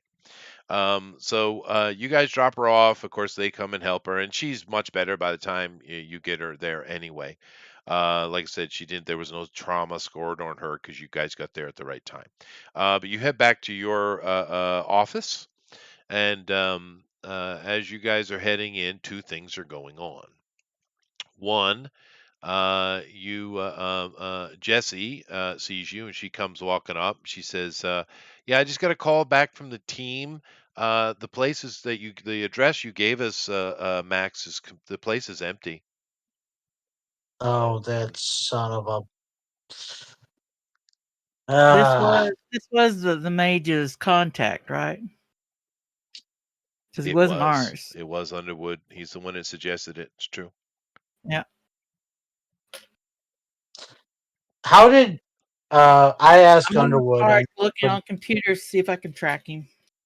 Sure. I asked him how did you know how to find this guy before? Well, Tower, you're here. Hello. Hi. You have been. You don't operate out of Boston with the order, but you do. You have been here before some time ago, and it was for order business, and it was Lady De La Vega was being placed here because she's become kind of annoying, and they were kind of putting her in a safe place where they didn't have to deal with her. And you were part of the unit that brought her here and put her in place 16 years ago. Okay. So you weren't here for the earlier story, but my point is you've been to Boston, and when you were here in Boston before, there was necessary for to put some warding up, and they needed to do some quick changing of the old warding of the bastion to her. And you guys really weren't as prepared as you should have been, so you went and you kind of bought some magical items to make that facilitate that quicker. You bought it from Sebastian Stone, who is a well-known fence and demonologist in, also an alchemist in Boston. That's how you know him. Uh, I share everything I know. Yes. Which now that you all think right. back on it, maybe he gave you some magic that might have allowed him a little bit of access to the Bastion. Mm-hmm. I also add that he added crack magic. Yes, crack magic. Real That's right. good. That's right. He gave, Um, yeah. this character, how old did we say your character was? Who, me? 30 Yeah. something. No, Oh, he was 30 something. Underworld's He's old, much old. older. Yeah. What was his last name, by the way? Was it Underwood or was it something different? pretty sure it What was do we? Underwood. He gave me Okay. Underwood. The first day he mentioned Oh, it, the name he came up with, Tacitus something, was way Oh, yeah. cooler. Yeah, Tacitus Underwood. Tacitus, yeah, I know yeah. now, but the first day you mentioned it, it was a much cooler last name. It went together better, but it doesn't matter. Underwood's fine. Oh, and that could have been like Tacitus Kilgore. No, it wasn't That's a that Red Dead either. reference. It was something else, and it was perfect. I just wish I could remember. It doesn't matter. Underwood's fine. It's a good name for a wizard. However, it's not really his responsibility. He was just one of the team. He's not a boss, right? Yeah, no, I get it. I wasn't sure like how he knew, how to contact the That's how guy he and knew, right? And yeah. now you know a little bit more, right? Possibly that guy's been planning something for quite a while. Possibly. You don't know. You'd have to talk to him. And lady, you're doing your searches, and there are no digital footprints of this guy. Okay. But with all that said, as you guys are chatting and whose fault and why and all that kind of stuff, the I'm case not. still lies open. Sebastian Stone is gone. The talisman is not found. And we do have a leader of the Golden Boys in the wind. And you guys did meet Jody. And not only did I you did. meet a Kraken today, you also learned that that Kraken is the one responsible for making this new demon sect. Hmm. A lot learned, a lot of information. But as you do that, Jessie here is doing her job over the portal, and one of the guys says something to her, and she said, well, "Put it on the screen." And so he does. He puts it up on the big screen in front of you guys because you're in mission control. And you see CNN is making a news report. Something has happened in Rhode Island. Oh no. It's Rhode Island being Rhode Island. It is. It is. But Why do they always do this? yeah, it seems to be some strange creature has washed ashore in Rhode Island. CNN breaking news. CNN Day Watch. It almost looks like a proper CNN ticker. I did okay job. Like from like the 90s, early 90s, Late 80s, as it should be. late 80s. Yeah. Yep. Love the hair. All right. Love the suit jacket lady. Love it. Okay. But anyway, you guys see this, and you see it as some kind of umbral creature. You guys aren't sure. However, Tower Right. Underwood is an actual wizard. Therefore, he gets kind of bonuses on certain rolls just because. What is your occult, Tower? My occult. Pulling Your up my occult. information. Yes. Occult with an O. 1 second. Wow. Mm-hmm. What do you mean, wow? I It should just be a love D12. Yeah, it should be a D12. Yeah, I figured it'd be if you. banging. I So, recommend It you do. didn't be banging. Oh my god, that's hilarious. well, no, it All right. should be. You're a wizard. Your occult should be as high as it can possibly be, because it's the whole thing of your ability. Nevertheless, a D12 is plenty.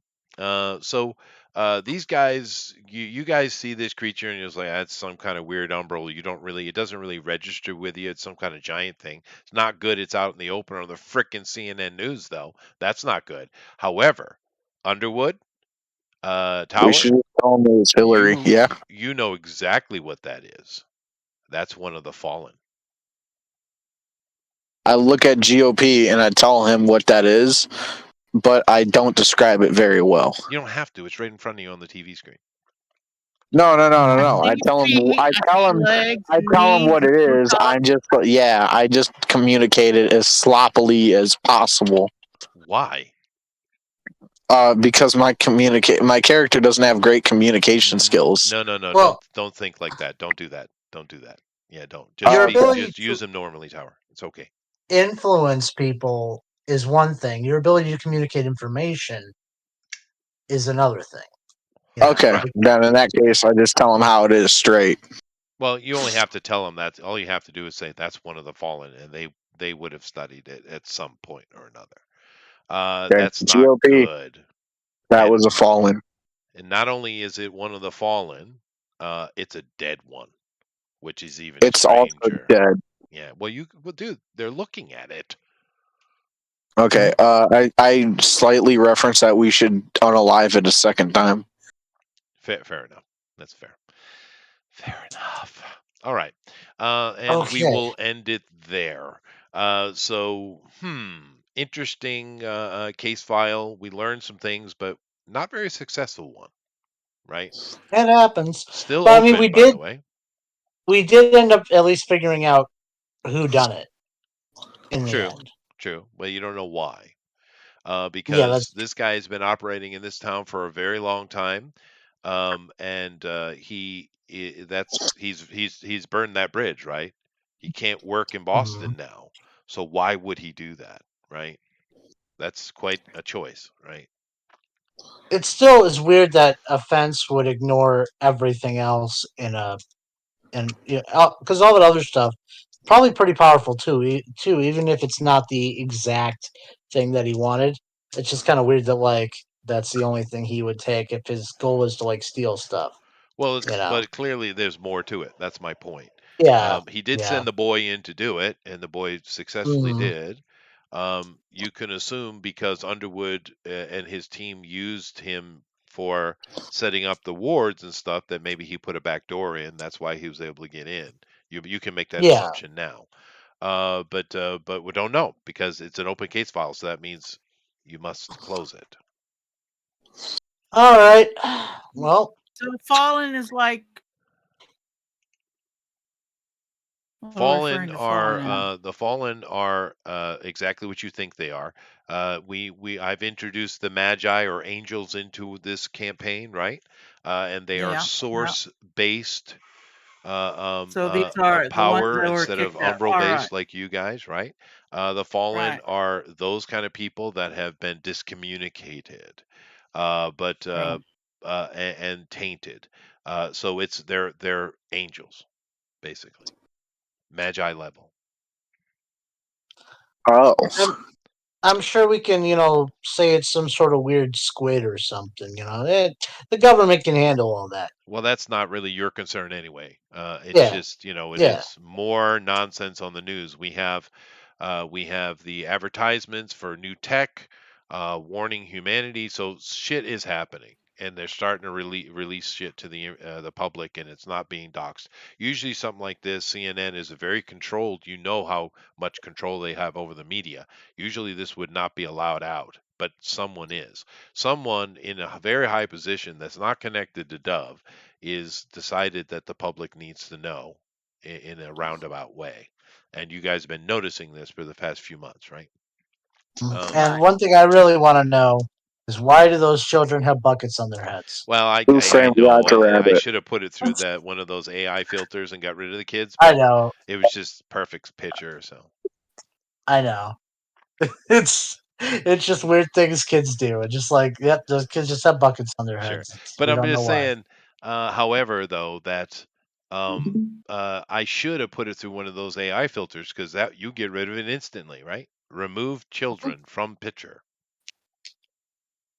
Yeah, they're pretty cool tools. Yeah, I So could just took the one Or and you could erased it have right just out. done it even more advanced. Remove all children. Yeah, fair. Okay, you say Or that just now. remove Give it buckets. 5 years, Tower. Or just However, give it there. 5 years. Oh, fuck. Anyway, so thank you all. That was fun. We're starting to move things around, get more information, meet new people. Very good. Any questions? no, I mean, even in the X Files, they didn't always solve the cases. So Nope. That is true. That is true. Everyone gets 5 experience points. And Underwood is, of course, as well. And because this was so heavily leaning on you today, GOP, I'll give you +2. yay! All right. Alrighty. Uh, And with ELP, did that, your one buddy ever join? Yeah, he was here earlier. yeah, he Oh. was here. He was here for a while. Yeah, that's nice.